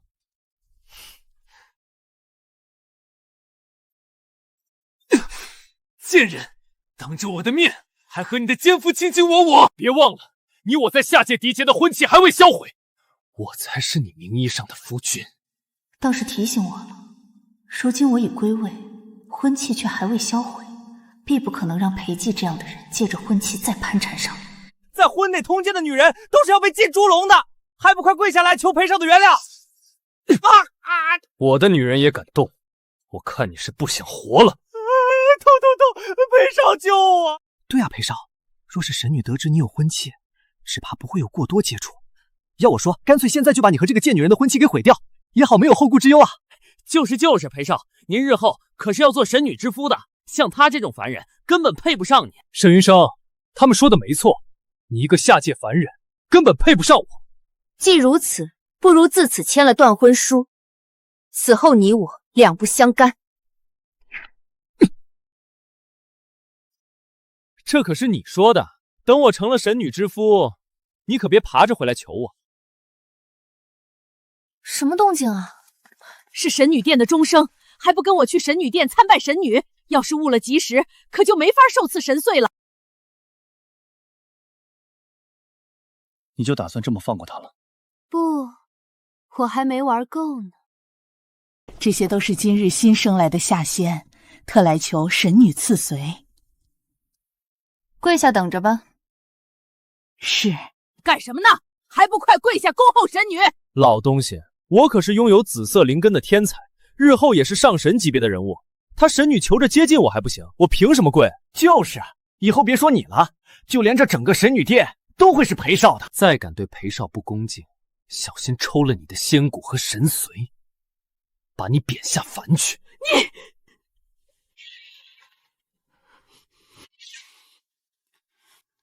裴少，你快来看，这白玉瓶色泽通透，一握在手里，好像有不尽的灵气。你喜欢，送你了。多谢裴少。放下！这些都是神女的物件。神女的物件，以后不就是我的物件？我告诉你，就凭我体内的紫色灵根，在这天界横着走都不为过。现在能看得上神女，是她的福气。哦，是吗？沈云生，你怎么还追到这儿来了？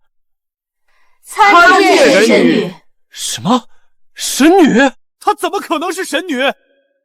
她就是一个连灵根都没有，刚刚被我休妻的废物，肯定是后悔签了断婚书，故意追过来找茬的。死到临头竟还敢对神女不敬！难道她真是神女？神女恕罪！神女恕罪！神女，都是裴坚这个小人撺掇的，我们可万万不敢对你不敬啊！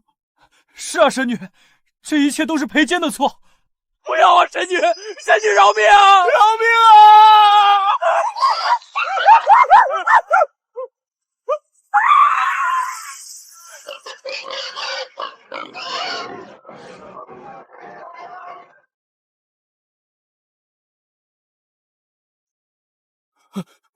你不能杀我，更不能将我打下界。我可是拥有极品紫色灵根的人，魔王即将破开封印，打上天界。只有我才能守护天界，只有我才是你们的希望。希望？没错，沈云生，只要你放过我，我可以重新和你签下婚契。别忘了，我可是整个天下难得拥有极品灵根的人，你的眼光要放得长远一点。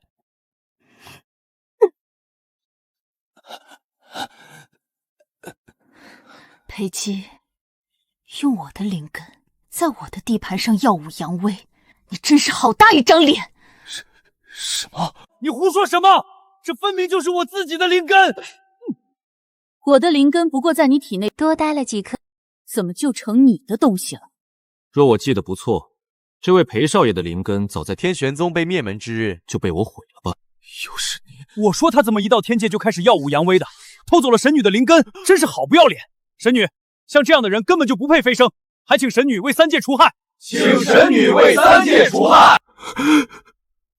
裴寂，你偷走的东西也是时候还回来了。不，这是我的灵根，你不能这么做啊！我的灵根。阿生，解决完这个杂碎，我们就成婚如何？沈玉生，你不能这么对我，我才是你名正言顺的夫君。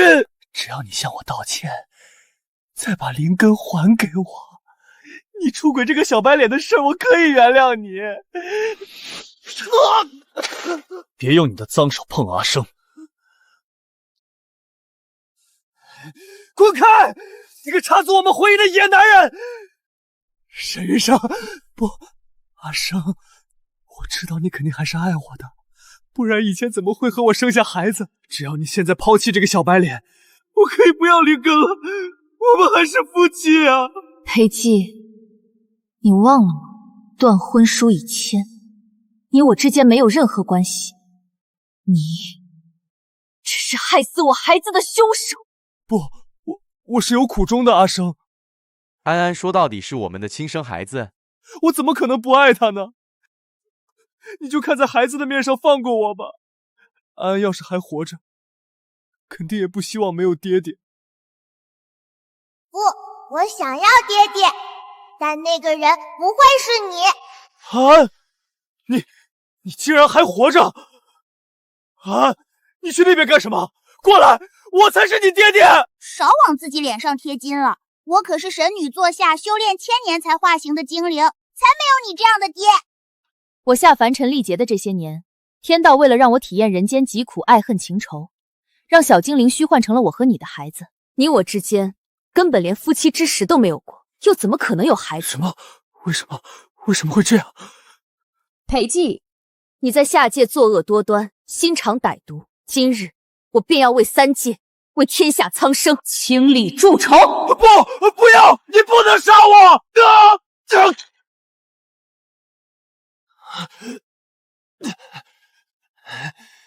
沈云生，我本不想和你们彻底撕破脸，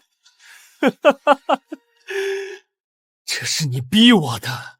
既然你油盐不进，就别怪我让整个三界变成炼狱了。阿生，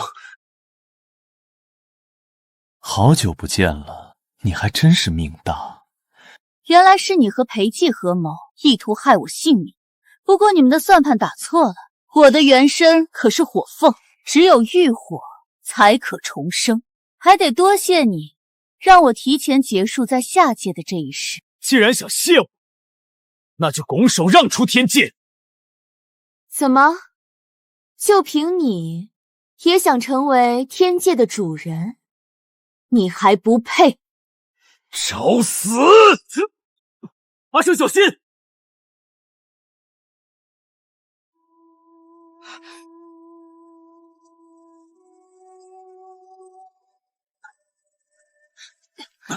阿渊，你没事吧？看来所谓稳坐天界一把手的神君，本事也不过如此。你敢伤他，看来今日我们要新仇旧恨一起算了。莫一，守好你主子。是。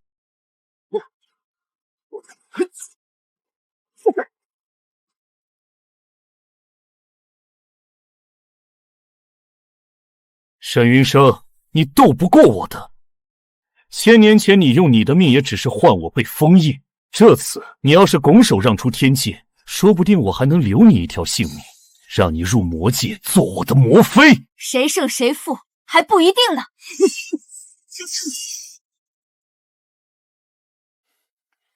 吩咐12星宿列阵归位。是。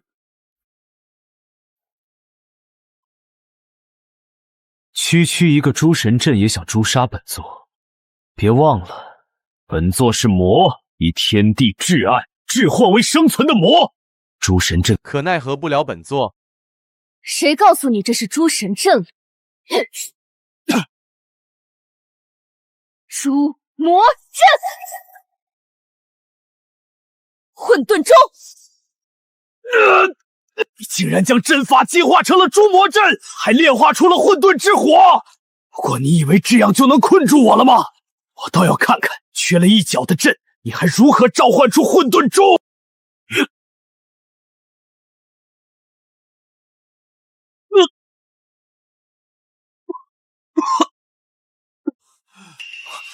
认输吧，沈云生，阵法已破，你注定护不住三界。阿渊，你怎么来了？虎星宿所在位置是最重要的，绝不能掉。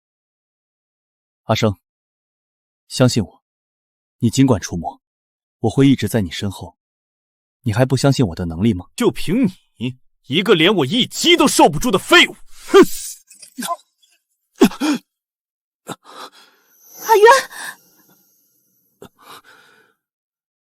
阿生莫怕，我没事。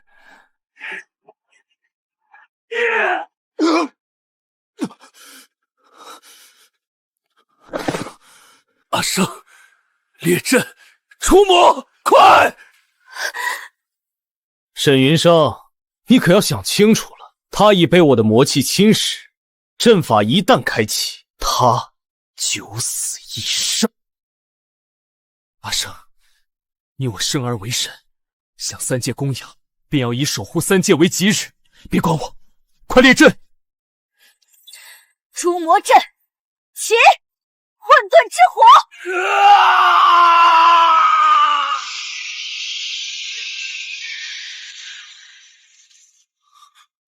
怎么会这样？为什么会败？为什么？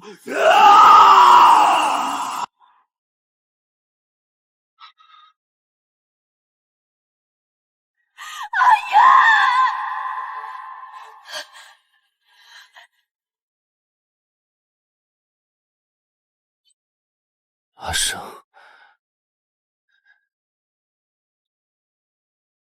阿渊，阿渊，你别吓我！到底怎么回事？从我重归天界后，墨渊的身体就开始格外虚弱。神君自从1000年前收复妖界后，身体就一直不好，又为了神女重生一事奔波数百年。原本在神君找到转世后的神女时，可以调养好恢复的。他为什么会拖成这样？若神君想恢复，与神女双修是最快的，但神君说他不愿强迫神女，就算是转世后的神女也不行。你个傻子！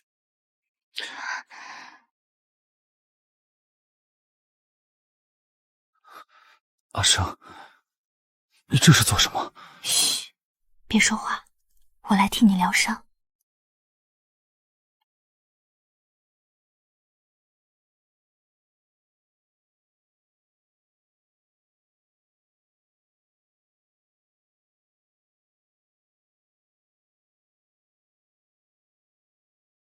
阿渊，你可记得我们初见的时候？当然，那时候你这丫头非跟在屁股后面，一口一个神君哥哥的，想来你那时就已经惦记上我了吧？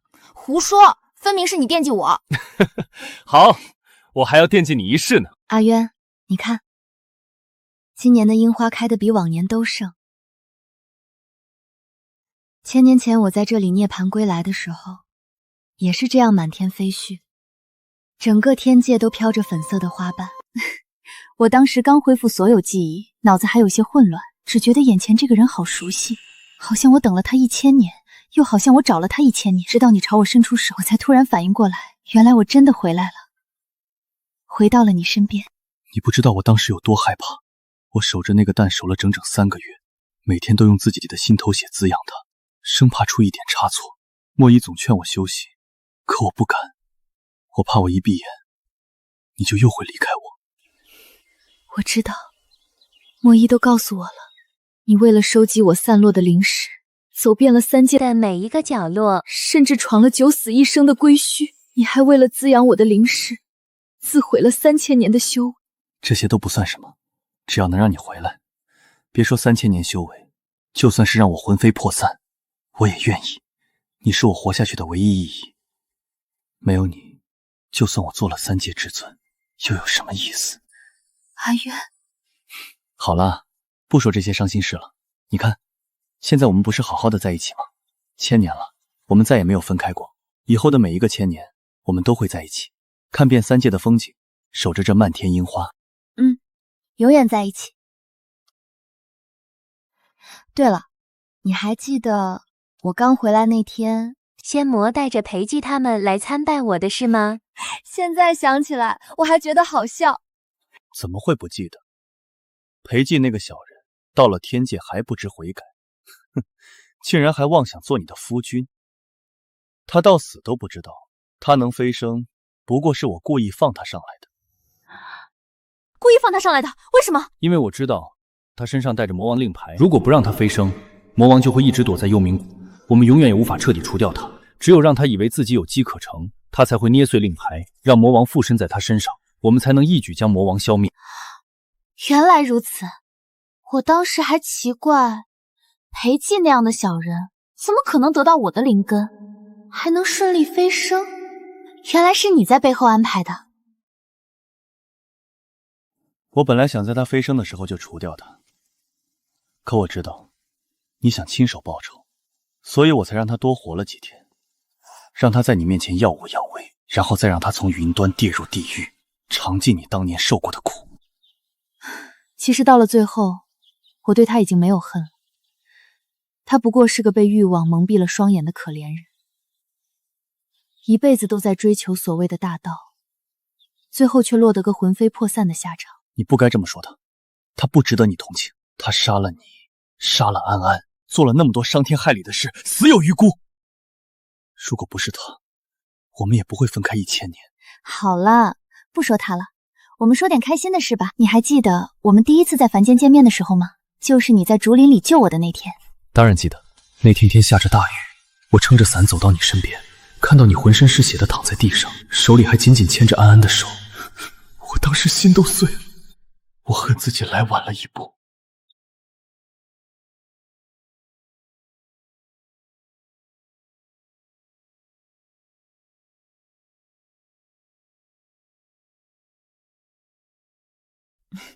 我当时已经昏过去了，什么都不知道。等我醒来的时候，就看到你坐在床边，眼神里满是心疼。我当时还以为你是哪个路过的仙人，救了我一命。我本来想直接告诉你我的身份，告诉你你是神女，可我看到你眼里的恨意，我知道你现在最想做的就是报仇，所以我决定先教你修炼，等你报了仇，再慢慢告诉你一切。你当时说我没有灵根，要断骨重塑才能修炼，还说那种痛不是普通人能受得住的。你知道吗？我当时一点都不怕，只要能为安安报仇，再大的痛我都能忍。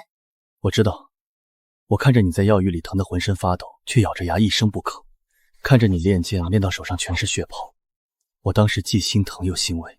我的阿生，不管是神女还是凡人，都是这么坚强。其实我当时也有撑不下去的时候，每当我累得快要倒下的时候，我就会想起安安，想起她临死前看着我的眼神，我就又有了力气。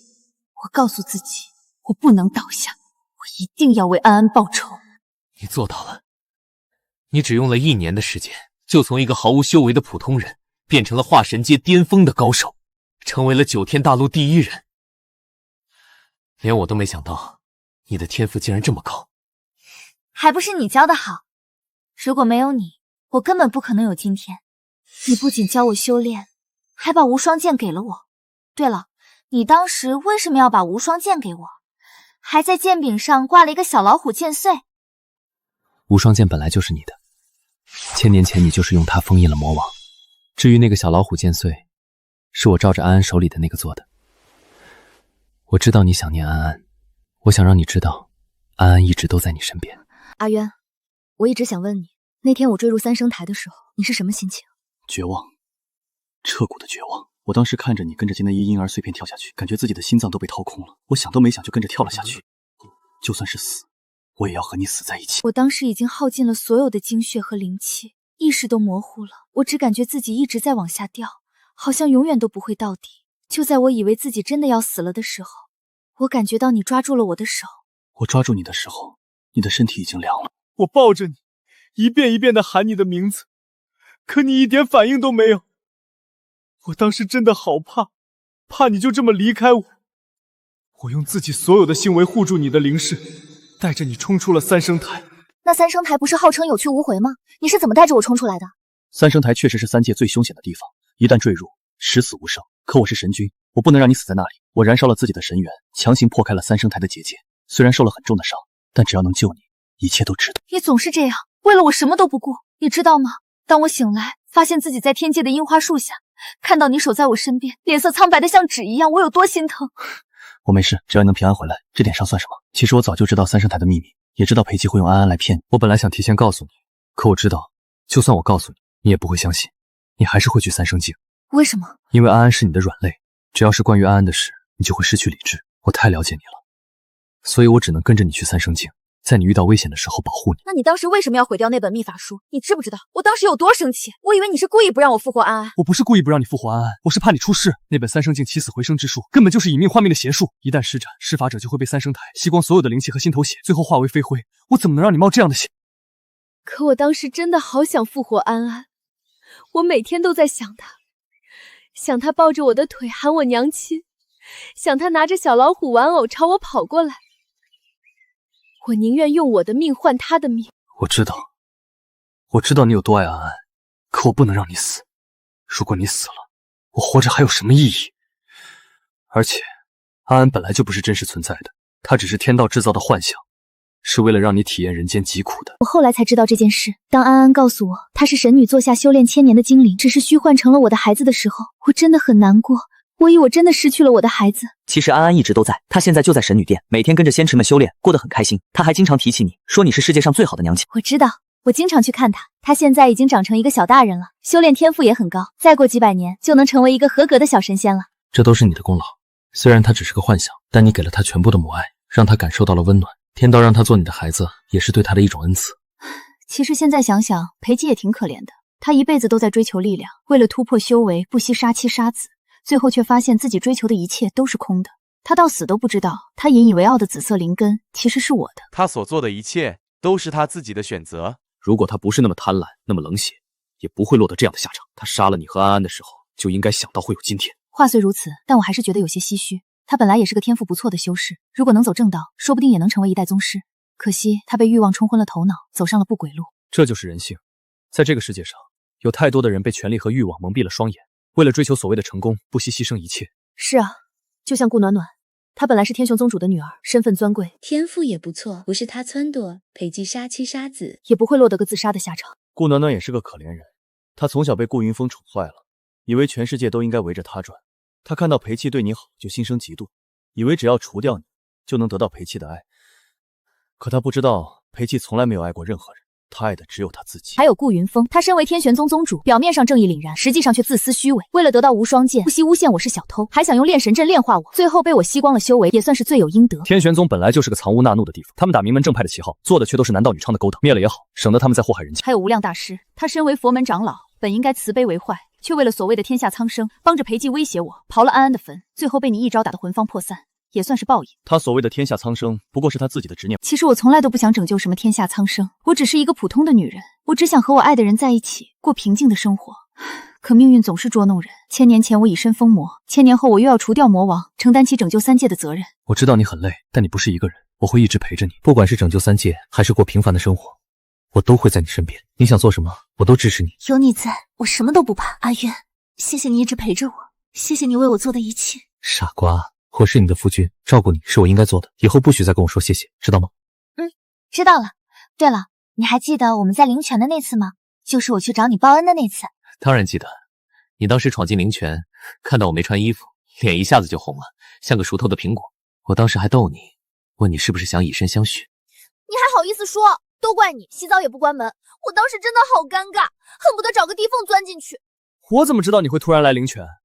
莫一那个家伙肯定是故意告诉你我在灵泉的，还跟你说我受了重伤，需要双修才能恢复。原来你早就知道啊！莫一也是为了你好，他看你身体那么虚弱，又不肯告诉我真相，才想出这个办法的。我当然知道，我当时还骂了他一顿，让他不要多嘴。可他说和你双修是恢复身体最快的办法。可我不想强迫你，我想等你心甘情愿最快的爱上我，而不是因为报恩才和我在一起。我早就爱上你了，从你在竹屋救我的那一刻起，我就对你有好感了。只是当时我一心想着报仇，不敢承认自己的感情，直到你在天元宗救了我，我才确定我是真的爱上你了。真的？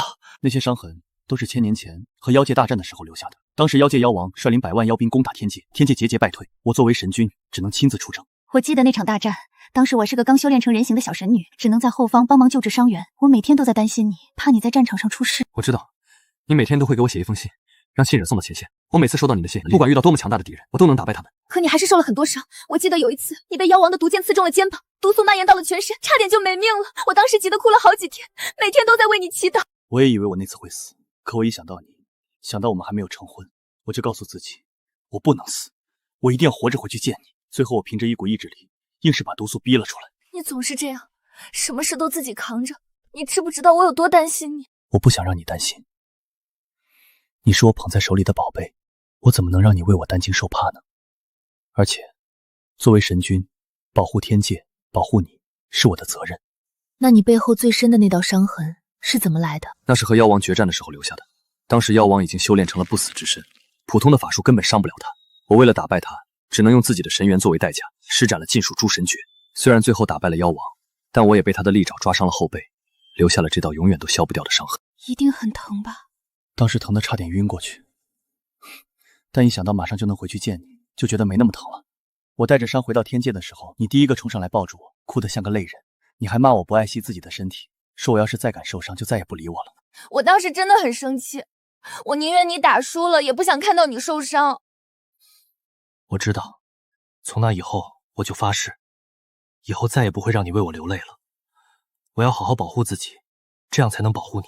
可你后来还是为了我受了很多伤，为了收集我的灵魂，你闯归墟下地狱，身上添了无数的伤痕。为了救我，你燃烧神渊，差点就魂飞魄散了。这些都不算什么。我知道，莫一都告诉我了，你在幽冥谷守了1000年，每天都对着封印说话，跟我说你想我，说你等我回来。是啊，好像永远都过不完。樱花树下、荷花池边、灵泉旁，到处都是你的影子。对不起，让你一个人承受了这么多。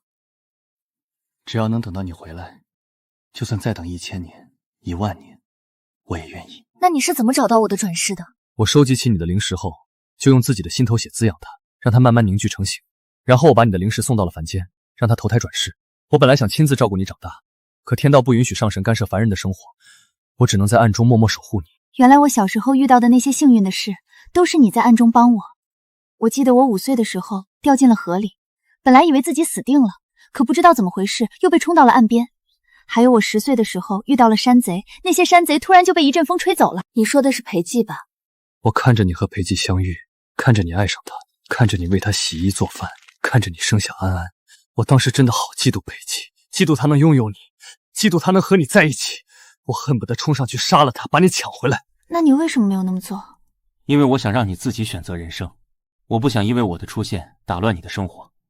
唉，我以为裴寂会好好爱你，会给你幸福，可我没想到他竟然是那样一个冷血无情的人。其实我和裴静在一起的时候并不快乐，我总觉得心里少了点什么，总觉得我好像在等一个人。直到我遇到你，我才知道我等的那个人就是你。真的？当然是真的。我第一次见到你的时候就觉得你好熟悉，好像我们认识了很久一样。和你在一起的时候，我觉得特别安心，特别踏实，那种感觉是和裴寂在一起的时候从来没有过的。我也是，我第一次在竹林里见到你的时候，虽然你浑身是血，狼狈不堪，但我还是一眼就认出了你。你还是我记忆中的那个阿生，一点都没变。那你当时为什么不直接告诉我的前世？为什么要等我自己恢复记忆？因为我怕你接受不了，我怕你知道自己是神女后会觉得压力很大，会失去自我。我想让你先做沈云生，先为自己活一次，等你报了仇，放下了心中的执念，再告诉你一切。你总是为我考虑的这么周到，谢谢你，阿月。傻瓜，跟我还客气什么？对了，你还记得我们在竹屋的那段日子吗？现在想起来，那真是我这1000年里最开心的时光。我也觉得，虽然那段日子我每天都在刻苦修炼，很累，但有你在身边，我觉得很幸福。每天早上醒来，能看到你在院子里打坐，晚上练剑回来，能吃到你做的饭菜，那种平淡的幸福，是我以前从来没有体验过的。我也是，我每天最喜欢做的是看着你从一个连剑都拿不稳的新手，变成一个剑法高超的高手，我真的很欣慰。有时候我会故意用石子打落你的剑，就是想多和你过几招，多和你待一会儿。我当时还以为你是在考验我，每次被你打落剑，我都会很不服气，然后更加努力的练剑。没想到你是故意的。我就是故意的，我想多和你相处，想让你多注意我。可你当时一心只想着报仇，根本就没有注意到我的心意。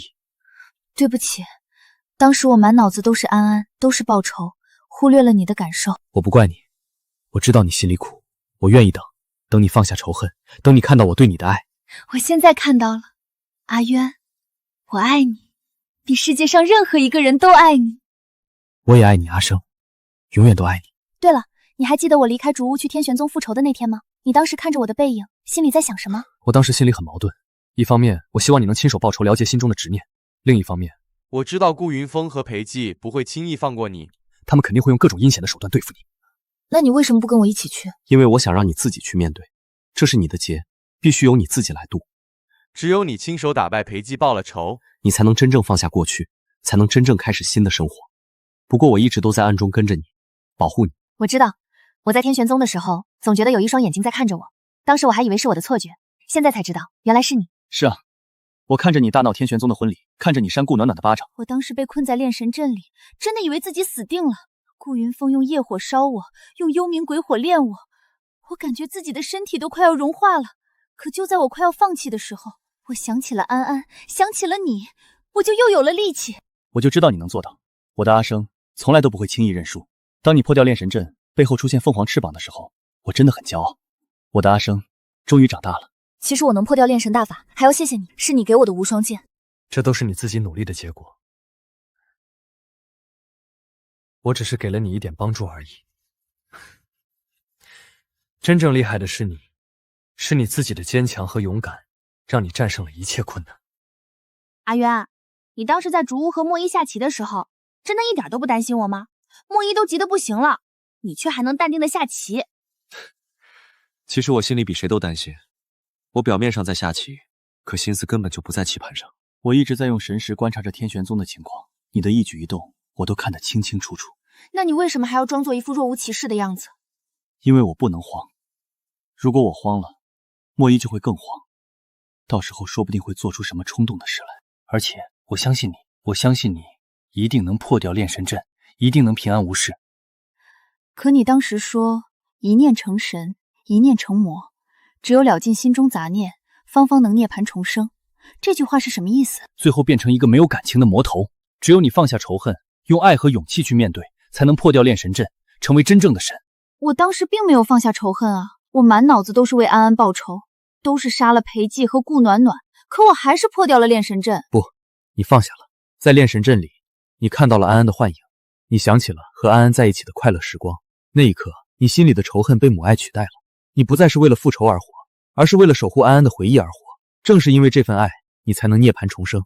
原来是这样，我当时还以为是因为我吸收了炼神阵的力量才破掉了阵法。吸收炼神阵的力量只是一方面，更重要的是你的心境突破了。从那一刻起，你不再是那个一心只想复仇的沈云生，你开始有了神的胸怀和担当。可我当时还是很恨裴寂和顾暖暖。我破掉炼神阵后，第一个想法就是杀了他们，为安安报仇。这很正常，仇恨不是说放下就能放下的，但你已经不再被仇恨控制了，你有了自己的判断，有了自己的底线。这就是为什么你能成为神女。对了，当时顾云峰认出了无双剑，说我是转世的神女，说我是偷了天玄宗的神器。你当时听到这些话，心里是什么感觉？我觉得很可笑，他们竟然敢觊觎你的东西，还敢诬陷你是小偷。我当时真想直接冲上去把他们都杀了，可我还是忍住了。我想让你自己解决这件事，让你亲手打他们的脸。我当时也觉得很可笑，天玄宗的人真是太无耻了。为了得到无双剑，竟然能说出这样的谎话。他们还说全宗门的弟子都可以作证，无双剑本来就是天玄宗的。他们就是一群欺软怕硬的小人，看到你实力强大就想诬陷你，然后抢你的东西。如果当时你没有那么高的修为，他们早就一拥而上把你杀了，抢走无双剑了。是啊，顾云峰为了得到无双剑，竟然不惜用全宗门弟子的修为强行突破，这就叫自作自受。他想用炼神阵炼化你，最后却被你用炼神阵吸光了修为，变成了一具干尸，这就是他应得的下场。当时裴姬看到顾云峰死了，竟然直接把顾暖暖推了出来，把所有的错都归咎到他身上。我当时真的觉得很讽刺。顾暖暖那么爱裴姬，为了他做了那么多坏事，最后却被裴姬当成了替罪羊。这就是裴姬的本性。他从来都没有爱过任何人，他只爱他自己。只要能保住自己的命，他可以出卖任何人，包括他最亲近的人。顾暖暖到死都没有看清裴姬的真面目，也算是他的悲哀。我当时扇了裴姬3个巴掌，你还记得吗？第一个巴掌打他负心凉薄，第二个巴掌为了安安，第3个巴掌替天下苍生。当然记得，你扇他巴掌的时候真的太帅了。我当时就在想，这才是我的阿生，敢爱敢恨，快意恩仇。可就在我要杀了裴金的时候，无量大师突然来了，还带来了安安的棺材。我当时真的很生气，他身为佛门长老，竟然刨了安安的坟，还用安安的尸体来威胁我。无量大师也是被自己的执念蒙蔽了双眼，他以为裴七是唯一能对抗魔王的人，所以不惜一切代价也要保住裴七的命。他根本就不知道，裴七才是魔王选中的人，才是3界最大的祸患。我当时真的很绝望，一边是杀子仇人，一边是安安的尸体，我不知道该怎么办，我只能选择交出无双剑，换安安的全尸。我知道你当时很难过，我在暗中看着你交出无双剑，看着裴姬用无双剑刺穿你的胸口，我真的快疯了，我再也忍不住了，直接冲了上去救了你。我当时中了裴姬一剑，以为自己真的要死了。我闭上眼睛的时候，心里想的都是你和安安，我以为我再也见不到你了。我不会让你死的，只要我还有一口气在，我就不会让任何人伤害你。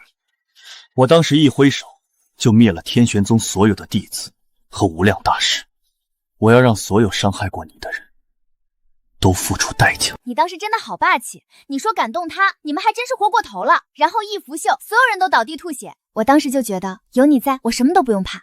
那是当然，我是你的夫君，保护你是我的天职，谁敢伤害你，我就让他生不如死。你废掉裴姬的修为，打断他的手脚筋，把他打入幽冥谷的时候，为什么不直接杀了他？因为我想让你亲手杀了他。我知道你一直都想亲手为安安报仇，如果我杀了他，你会留下遗憾，而且我想让他尝尽痛苦，让他在幽冥谷里受尽折磨，为他所做的一切赎罪。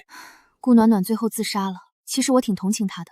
她一辈子都在追求裴姬的爱，最后却落得个家破人亡、自杀身亡的下场。可怜之人必有可恨之处，如果他不是那么嫉妒你，也不会落得这样的下场。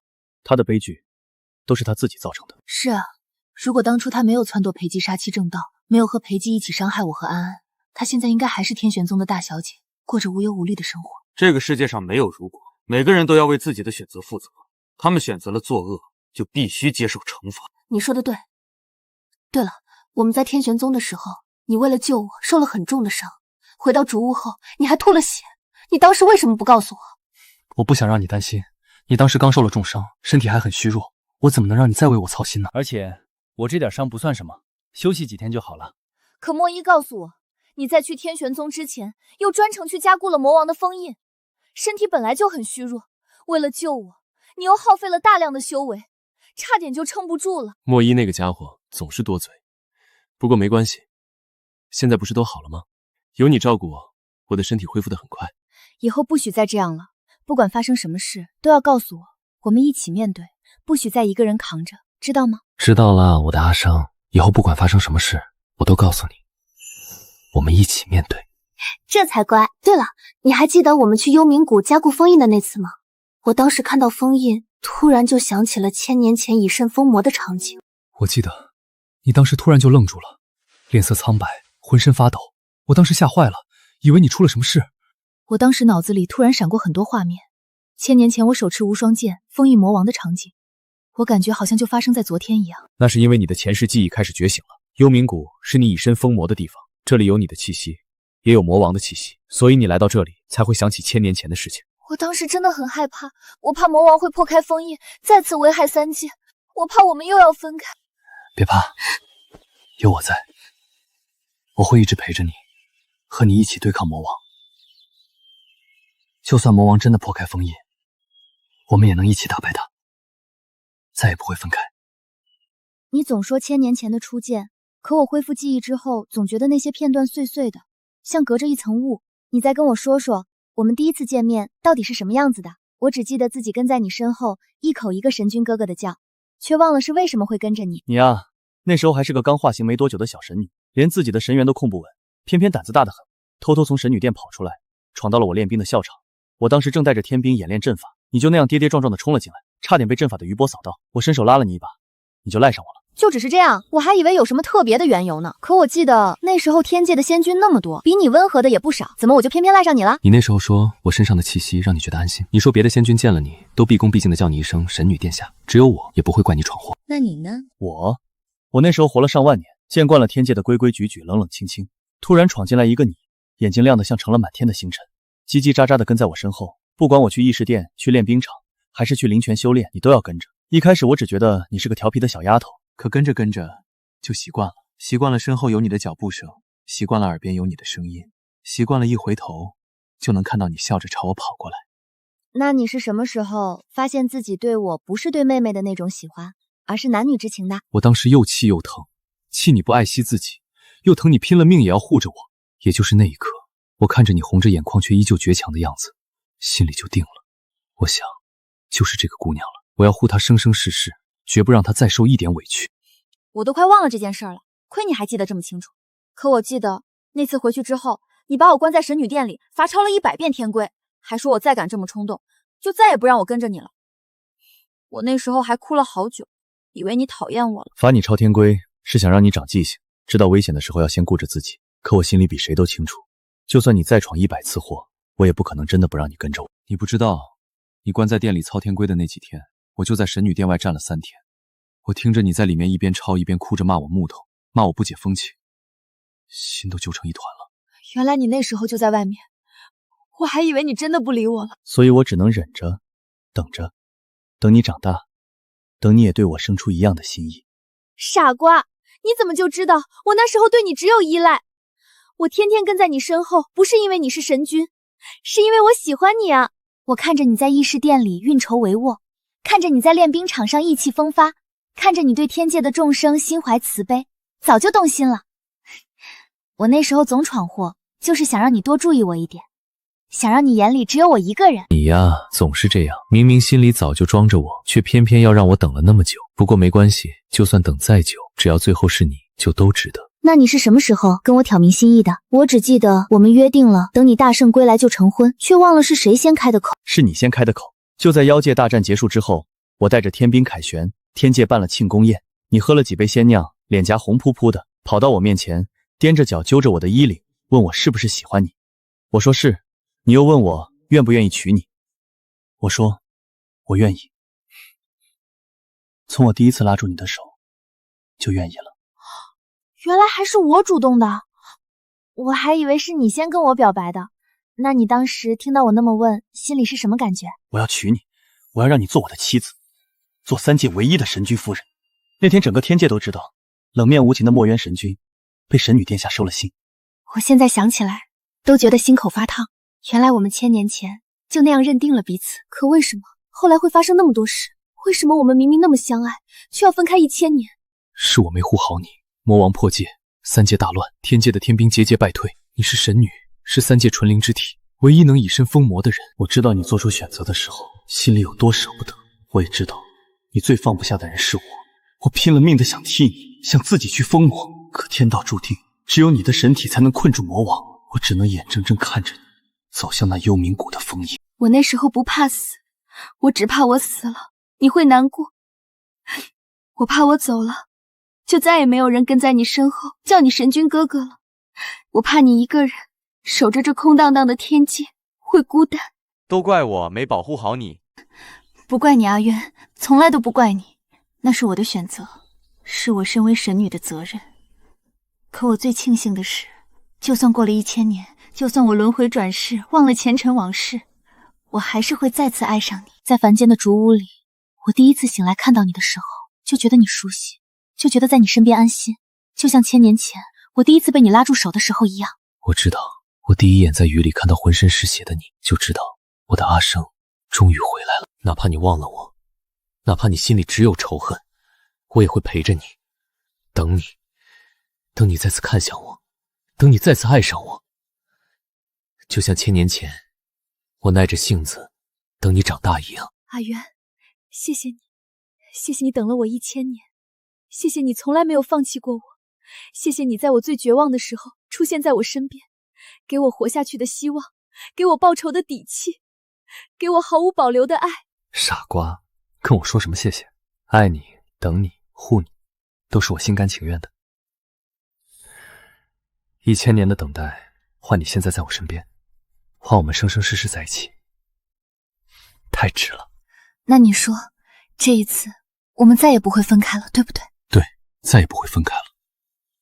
不管是天道轮回，还是3界浩劫，我都不会再放开你的手。这漫天的樱花可以作证，这1000年的时光可以作证。我墨渊，生生世世唯爱沈云生一人。我沈云生生生世世也唯爱墨渊一人。